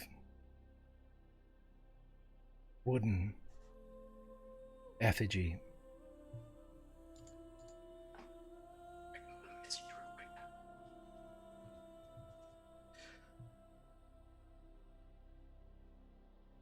Yeah? Aris just... Wonderful. You started doing anything in the forest as a village recently? Just getting firewood. Where did all this come from? I gestured to like all the furniture and everything around. Wood. Trees. How deep have you gone? The hardwood is a few miles in. Of course it is. Right. Thanks. No. Can I pay in crowns here? Mm-hmm. Yeah. Pay her. What do I need to pay her for a round of drinks for me and Letho? Just a crown. Okay, fantastic. Make my way out and sort of bump into the kid holding sort of whatever it is I'm drinking. And yeah, I'll be there in a minute. Letho. Mm. You know what that probably is. Oh, I know, yes.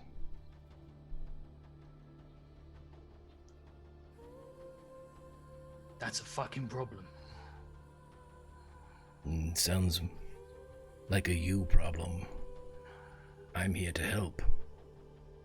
Right.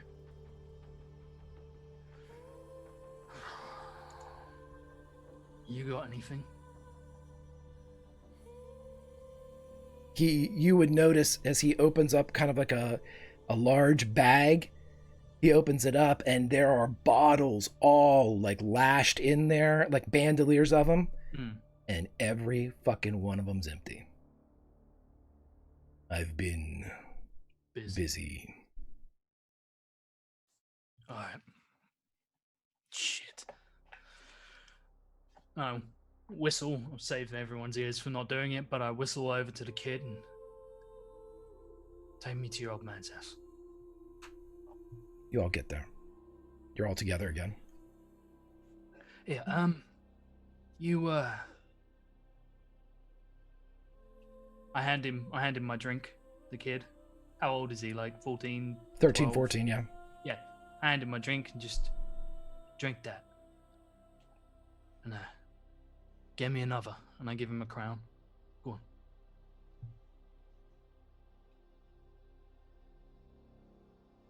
If this were something that a teenager wouldn't appreciate, I would make you roll. But again, so the teenager leaves and begins to drink your drink in an effort to go and get you another, but you have effectively dismissed Lee Jr.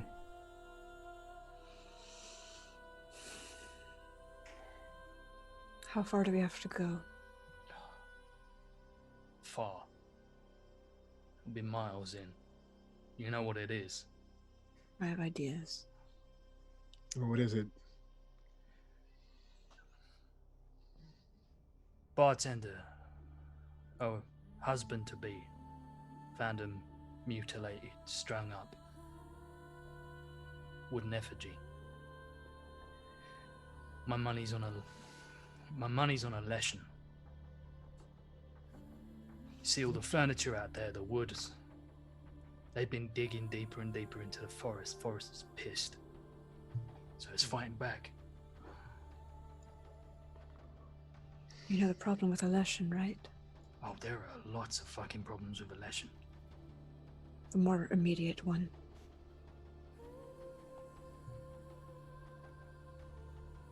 The fact that it's tied to an individual. Yeah.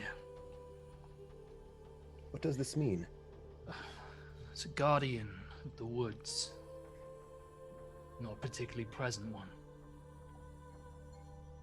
When folks like these, they dig too deep into the forest's been here long enough, the forest tends to fight back. So it'll bring forth a guardian. They're relics, they're very, very old, they're very powerful, and they're very linked in with everything around them. The animals, the predators, the roots, the trees, everything. Can they be appeased? Yeah, they can. They're not stupid. They might not be civilized like some folk, but they are.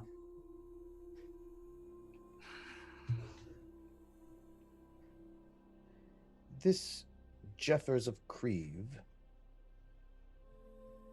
Letho said that he was impersonating Ezekon, but the alderman, she said that he used the name Jeffers. Yeah. That sounds not like an impersonation to me. Shoot and look at Letho. He's calling himself Jeffers.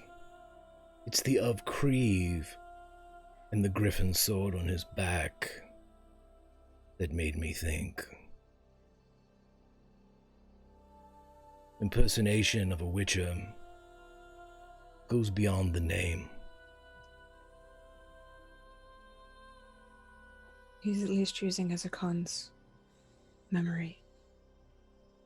He could have been an apprentice or someone influenced by Ezekon, inspired by him rather than his murderer. Do any of you recall Jeffers, an individual witcher named Jeffers? Do so. I don't know. Do. Does it ring a bell? Unless you know somebody by the name of Jeffers in your backstories, you wouldn't know anybody associated with Ezekon named Jeffers. Not from the Griffin School either. No. And there's your answer.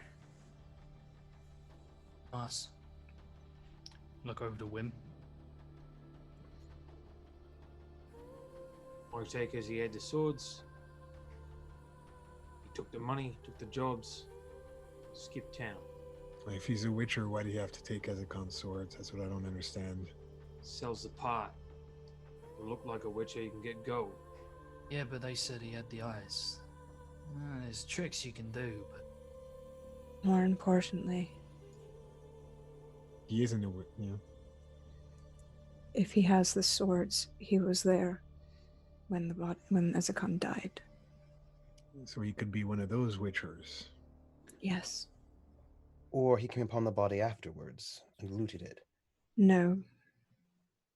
Dale did it, I doubt they would have left any of his things there. Well, I say we hunt him down first, Talk about dealing with the Lesher later. Fletcher won't come into the village, will it? Depends. Probably not, but We just tell the villagers to stay out of the forest. Or go to some other forest. It doesn't really work. it's all about moderation.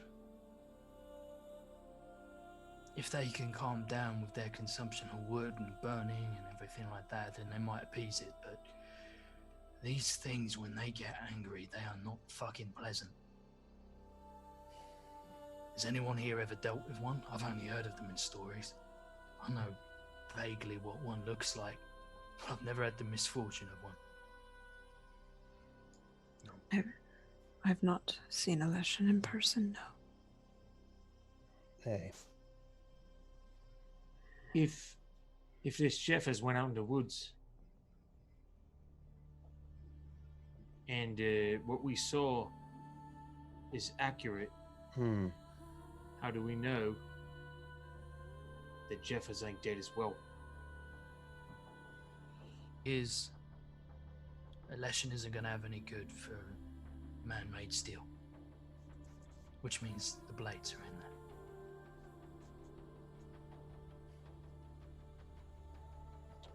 Well, That's less work for us. Yeah. Personally, I hope he's been mauled to death. Jeff has got valuable information, though, so let's go hunt him down. aye. They could lead to the same destination. Yes. There is one other thing about Leshens, in case it comes to that. And I pull out the runestone. They don't like fire. And I'll take my silver sword and I will begin the process of crushing it and tracing on the runes. That settles it. I still haven't decided which sword I'm putting mine on. Perhaps, Ezrin, you would be so bold as to persuade the lady we spoke to tell the villagers to stay out of the forest. That'd be a great help. I will endeavor to do so. Also, But- get her to look after the boy. Yes. The poor boy. Aye. Though I must ask, a village like this, would you say, Greg, that this is a logging village? What does it look like their economy is? It looks like one of those kind of, I don't want to say a catch-all village, but it's a lot like that. You see that there are sturdier crops, potatoes that seem to be growing in the field, but you're not sure if it's more for general village consumption or for trade. It seems that, if anything, this area might be one of the northernmost villages or societal exchanges in Kedwin, and so just by its very definition of being one of the northern outposts, you think that even kind of recreational hunting being, the kind of like the final frontier, this is a place where a lot of people come to, like an old mining town, to be able to kind of go out and try to find your fortune in different manners. It seems that they log, but it's not a logging. There's not a mill. There's nothing that denotes that there's a large process of this going on. But it just seems it's one of those frontier towns that hasn't decided what it wants to be when it grows up.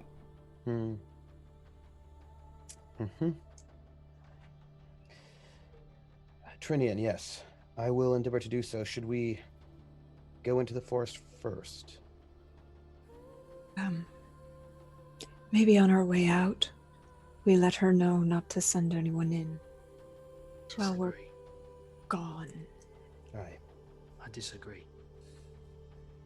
We need to get anyone they've got out in those woods in. We don't need anyone else wandering in there. We might be able to reason with this thing. That's what I was trying to say, Master Ayers. I apologize. Yeah. Fair. On our way out, I will be upfront about this. Aris looks pretty fucking worried about this. Like, doesn't really emote much, but this has him seriously concerned. And I don't want to fight this thing. Mostly because between us, it's got a fucking point. This is... Well, if this goes on, when we're all said and done and return to the dirt, this place will become the next Broccolon.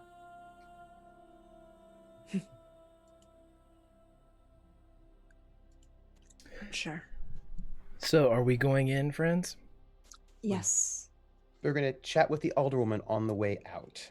To try Just, to keep everybody in the town limits. Don't go into the woods. Anybody that's in the woods, tell them to stay when they get here, or all that good stuff. And if they encounter singing princes, to run the other direction. Right, Yeah. right. Just Who are fighting over somebody? Okay. Fighting over how love is agonizing. Right, right. That happens every time I go into the woods. Dropped it. Okay. Speaking of which, as you go into the woods, you get a new quest. In the forest, dark and deep. So as you begin riding into the woods, I would like everybody that would like to make an awareness check, and I'm actually going to make one for our good friend Letho, because he's with you, as promised. Got +2, eh? +2. Everybody make sure you get that +2 in there. Oh yeah. Spending 1 luck for this. 24. Crit fail. 15 for me. Oh, man. Maybe spend some points on awareness. Okay, so everybody, the Witcher's knocking it out with 23s and up. So, Witchers, as you're going through there, I'm going to give this one to Aris. Aris, as you're going through, you hear in the back of your head, there.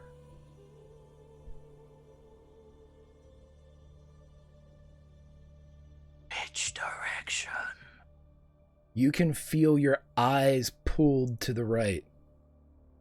And you see, just as you turn, passing in between 2 large hardwood trees, you can see there's no body on it, but there is a wooden effigy, a totem that seems to be built.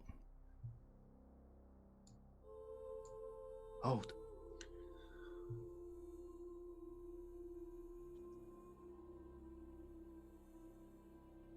Right side. See that? No one's on it yet. And I'll swing my leg out of the saddle. And I will go and take my bow off and stow it. And I look over towards Dusa and I say, probably not the best place to be toting a bow. Why do you say that? Made out of. Was that? It's What's made it out of made out of? Oh, my arrow.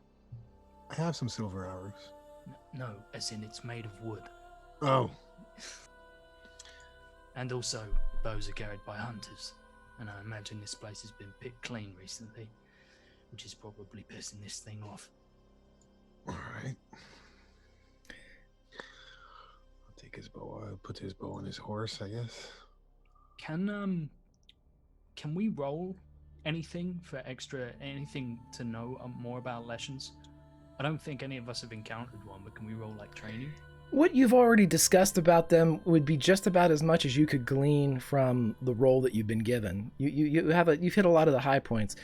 Are you doing anything with the totem that you found? Are you investigating, bypassing? Not Are you desecrating. burning down the woods? Right. No. Okay. Definitely invest. No. You can do whatever you'd like. Yeah, I'm just asking. Yeah, no, I want to head on over, and I want to do so as quietly as possible. Roll me that Yeah. stealth then. I'm gonna stealth as well. Okay. 2 of you. And Okay. I am. I was just gonna ask if I can judge from the horse if the totem is merely warning or if it's actively magical. Roll me your magical training then.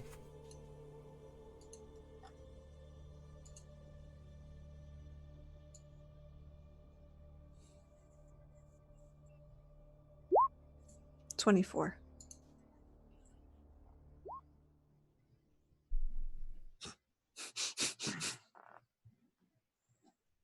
Okay. It's magical. It's actively magical. And from my general experience of things that I may have, studied with a basic understanding of totems, they shouldn't be actively magical, right? Depends on who you are. If you're somebody that put up the totem, you would like it to be actively magical. If you're somebody that doesn't like the person or thing that put up the totem, you don't want it to be actively magical. As she starts, she's going to glance around and probably notice that both Dusa and Aris have disappeared and just go, fuck. Fuckers. I will say too that Dusa and Eris, as you silently creep through the woods and get right up to the totem, it's at that time that the winds begin to howl. You dare say you hear two distinct winds howling. Oh, we love you, Legion. We So do. much. We We love do. you, Legion. I would like to, as an action, perspire. Roll for glandular failure. No, go ahead. All right. Can I just turn and put a hand, like reach out, like kind of mom arm Ezran, and then kind of try and mom arm Wim and say, "It's here and it's pissed." Tyrion is pissed. Yeah, but you two left, Yeah. so she can't tell you that. Yeah, Dusa and Aris did not hear that. I will say this: when you get close to it, roll me. I'll take an awareness. I'll take a deduction. If you want to look at the totem or the surrounding area, tell me what you want to do, and roll it. Would they give us different things? Oh yeah. Like, yeah. I might actually go for a go- deduction on this. I'm gonna track around the totem, see if see what's been around here. Okay. Then just roll me a general awareness. And after those rolls, I'll probably want to say something out loud. Okay. 22. Those all the +2s added to all those? Yeah. Okay. Let's start with Aris. Aris, as you look through the totem, you can see what this was put together with. It's all naturally occurring items, mud and moss, and there's lengths of vine that have been like wrapped and to create this effigy, this X. But you can also see that some of the bindings in here are more animal. You see that there are tendon holding certain aspects of this together, that there is some type of, to not get too descriptive, mashed internal something or other to create a paste of some kind along the back. It is meticulously done, but it's in that specificity, in that meticulous nature, that you believe it would be easily sundered. It's delicate in its beauty, macabre though it be. I will look for any way to like affix someone up to it, and how fresh and how recent it is as well. Yeah, it seems, with your deduction, you could place it within the last month. It's been set up just by the decomposition of some of the more meatier aspects of it. But it definitely looks like someone or something, either a bipedal or even a large even a horse, something of that nature could be strung up here. I mean, let's face it, anything can be strung anywhere if you try hard enough. In which case, that's what I'm doing. Dusa, Go ahead. Dusa, you're as you're looking, you move away from the totem a good 10 feet as you kind of press out a bit away from it. And just then, as the winds howl up, kind of rush through the area, gently buffeting you and Eris and the totem itself, that's when you smell it.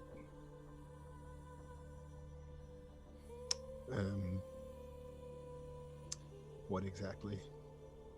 Beggar tick blossom. Oh, really? So that's a quick draw on the sword. The silver sword. Beggar tick blossom, eh?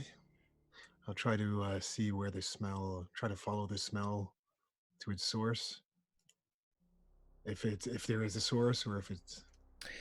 I tell you what, you can roll me your Witcher training here, because this is textbook Geralt right here as you're following the red wave through the air. But I'll take awareness as well. It's totally up to you what you'd like to employ. It's the Witcher training. It's a fumble on the Witcher training. Was that? That's not right. No. Yeah, it did. Okay. It didn't come through the. I'll try the awareness then. Yeah, because Yeah. that's It didn't roll a stat. right. There. With a 20, you're being pulled away from the totem, but you have it this is the strongest that you've experienced this, Dusa. Stronger than any time when you were with Ezekon, stronger than any time when you went back to Kaer Seren. This is fresh. And as you kind of push back a tree limb following this, as your eyes go up, for a moment you think you see Ezekon on the hill across from you. But it's not tall enough. Back isn't straight enough. But the person doesn't seem to see you, and they are leaning against a tree, and the beggar tick leads right to them. What's the distance? About 100 yards down into a wash and up into a small hill. Well, Dusa's gonna creep forward, maintaining stealth. And, Why don't you roll me another stealth then? okay.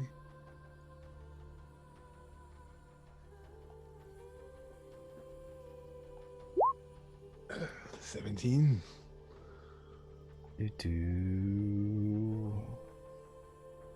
Hold on.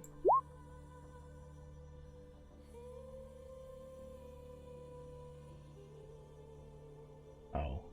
I'll be a real asshole and whisper this one. Which you'll all be able to see anyway, but whatever. Make you look.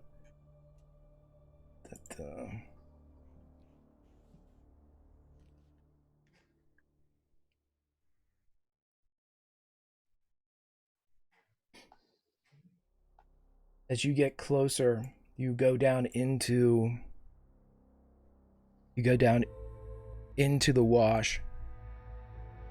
And as you begin to rise back up from the wash, you see the figure move just slightly around the corner of one of the trees. You're about 5 feet away from it now. You can see that the garb that this person is wearing, it's not Ezekon's, but it looks like something that was given by one of the schools. It carries the same color hue, it carries the same craftsmanship, the same make, but it's new.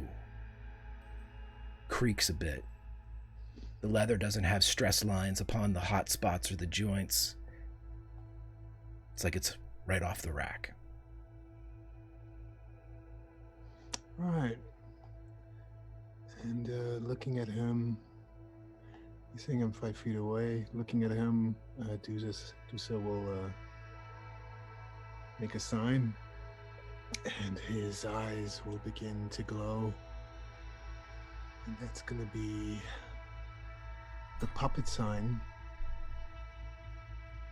as he tries to control this man's mind.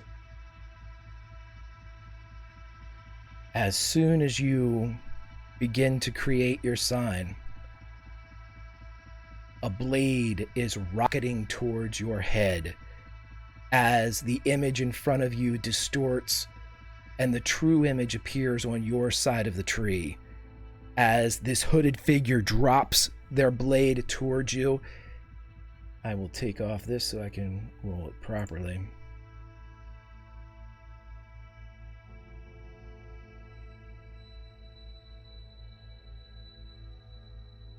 One second.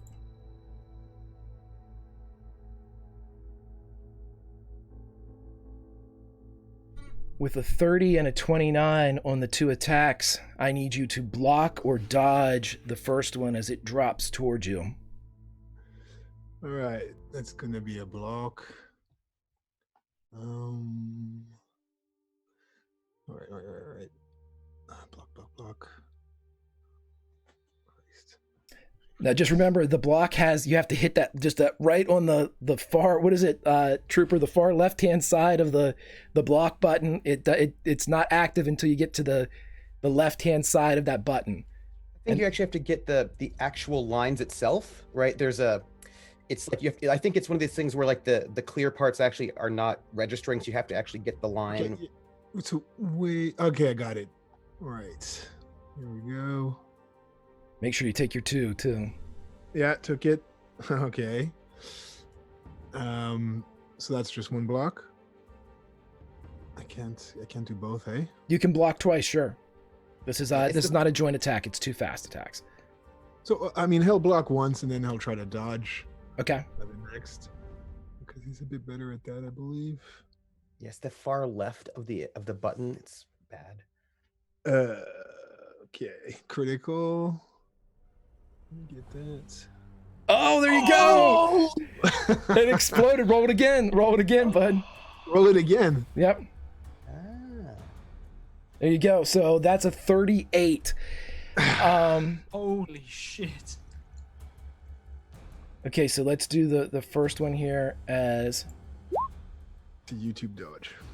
Let's do it. Okay, so this attack is going to hit your left leg. Let me get my... I gotta redo this one a little bit. Jeez, it Pete's this...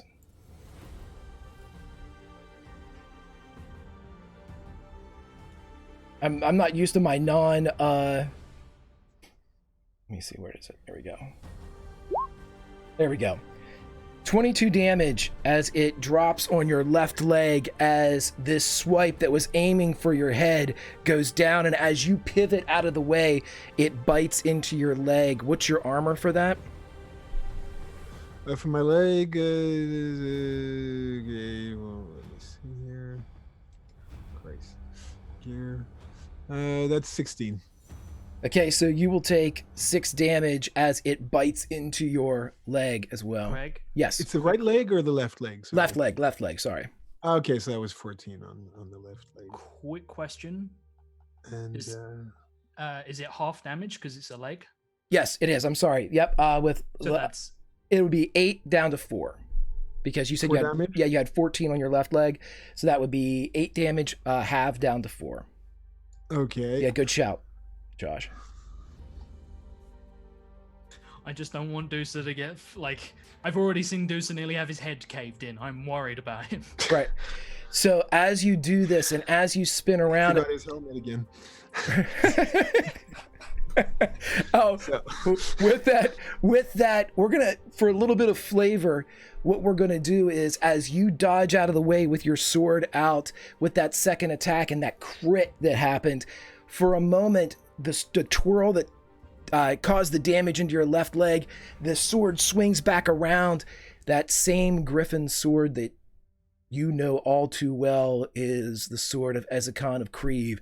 And as it comes for your head, you're able to block it with your own sword as it comes up, and for a second you are nose to nose with this person, and as their hood pulls back a bit, you do not see Ezekon of Kreve, but you smell the beggar tick coming off, and you see the Witcher eyes, and you see the smile with the discolored teeth. You were his friend, weren't you?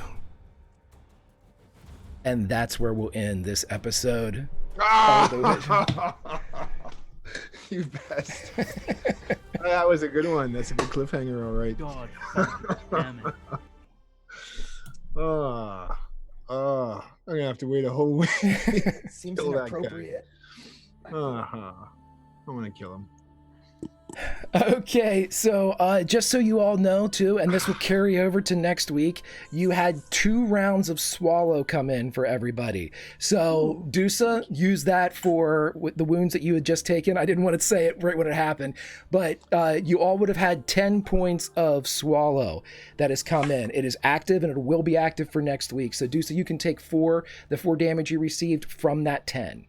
And so you'll still have 6 when we go into next week. I want to definitely thank, we had Katrina come in and actually do some pre-show donations, so the winds wouldn't be howling. They are, but you didn't know about them. And so I wanted to be able to set all this up and absolutely make sure that everybody got everything that they donated to affect the story, and affected it shall, starting next week when we dive back into the woods. Thanks, Katrina. Yeah, so that was absolutely fantastic. I love you all so very much. Let's go around and talk to everybody real quick. And let's start with our Bostonian for the weekend. Prax, how are you, my friend? And where can we find you online? I'm okay. I'm okay. This is great. There's a Leshen. Eris is who knows where. Deuce is fighting a thing. Life is good. Everything is good. But as for me, you can find me online at Georgia on Twitter, or as Praxaworth as me for you see me hanging out in Twitch chat. And this weekend, if you're at PAX East, I'm going to be there. I'm moderating a panel on Sunday, but otherwise I'm kind of hanging out and doing some stuff. So I'm not on any other games this weekend. But when I get back on Monday, I'm over on Katie Face's channel as we play some Lady Blackbird and fun times there. And then Wednesday, I'm back here. Hopefully nobody dies. Hopefully. And I would like to thank you from the cast, myself and the Legion. Thank you for taking time out of a con weekend to play with us. So thankful and appreciative of what you've done. That's thank you so much, Prax. Let's drop down to Billy. How are you, my friend, and where can we find you? Hello, I'm Billy. I'm Dandy. You can find me on the Twitters at Bill of the Forest. You can follow me or not. I'd prefer you not if you're going to be a divisive dick. But if you want to be friends, let's have a ball. Yeah, well, I'm sure we'll have something in common. You could find me here on Wednesdays. Super stoked for next week, by the way. And then you can find me Tuesdays at 7:30 Eastern on WebDM. For a Simba Room game, Gothic Viking stuff. The system is fascinating. I love it. And I play with Greg, and that's super stoked. That's a whole fun time. And that's pretty much it. Be excellent to each other. Fantastic, my friend. Fantastic. And down to Trooper, my friend. How are you? Where can we find you online? Into the woods. You can find us just right there in the woods. It'll be fine, I'm sure, right? This is fine, right? It's cool. I'm having a great time myself. I'm worried about my friends who snuck off by themselves and may die. It's cool. Don't worry about it. It's fine. We'll work it out somehow. I don't know.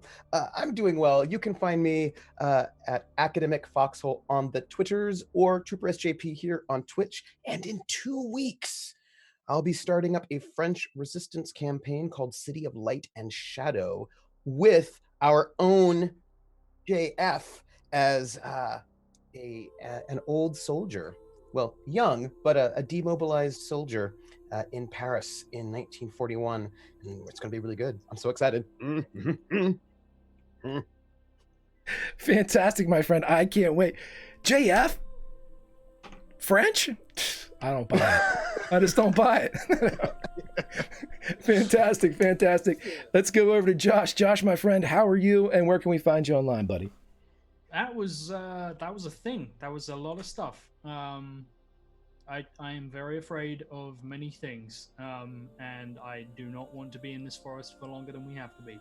But I had an absolute blast tonight, and I just a quick shout out to the amazing trooper for all those little moments we get to just chat. I love so much, and I just find Ezra fascinating in general. As for me, you can find me hopefully.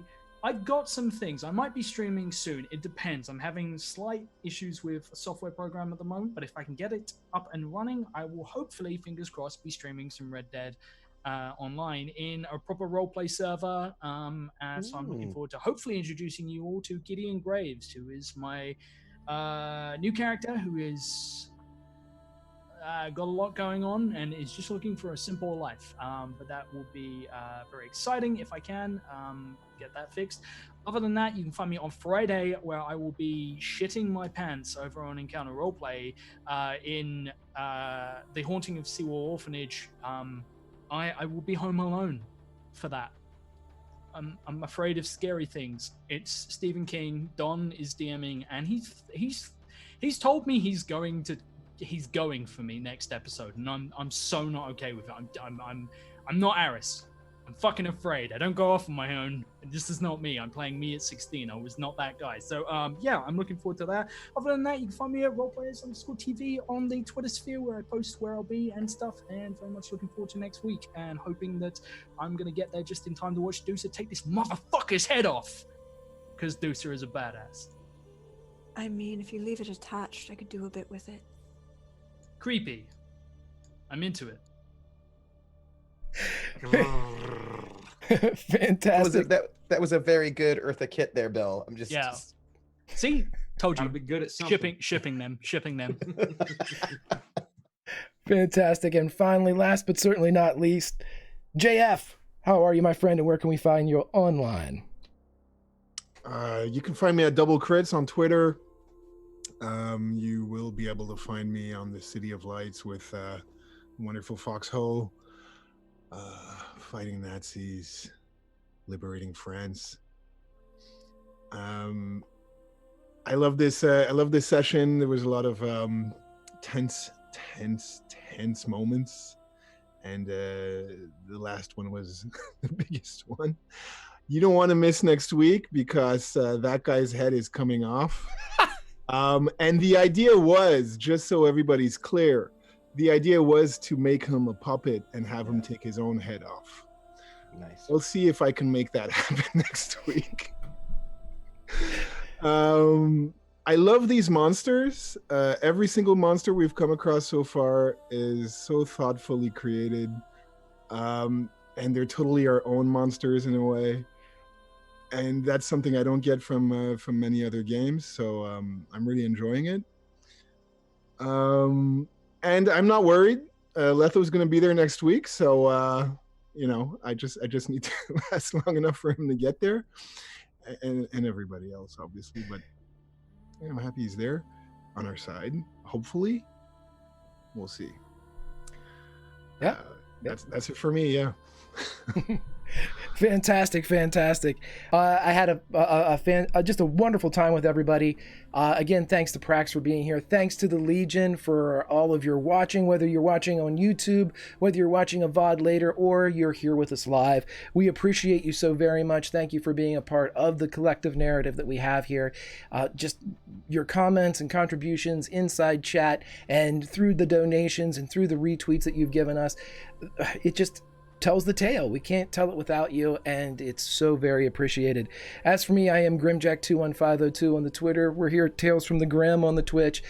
Make sure that you catch us coming forward. We have a lot of new things that are in the pipeline, but let's just stick with Wednesday Night Witcher right now, as we want to make sure that we're back here next week and we see how all of the donations that you all have given this week affect next week.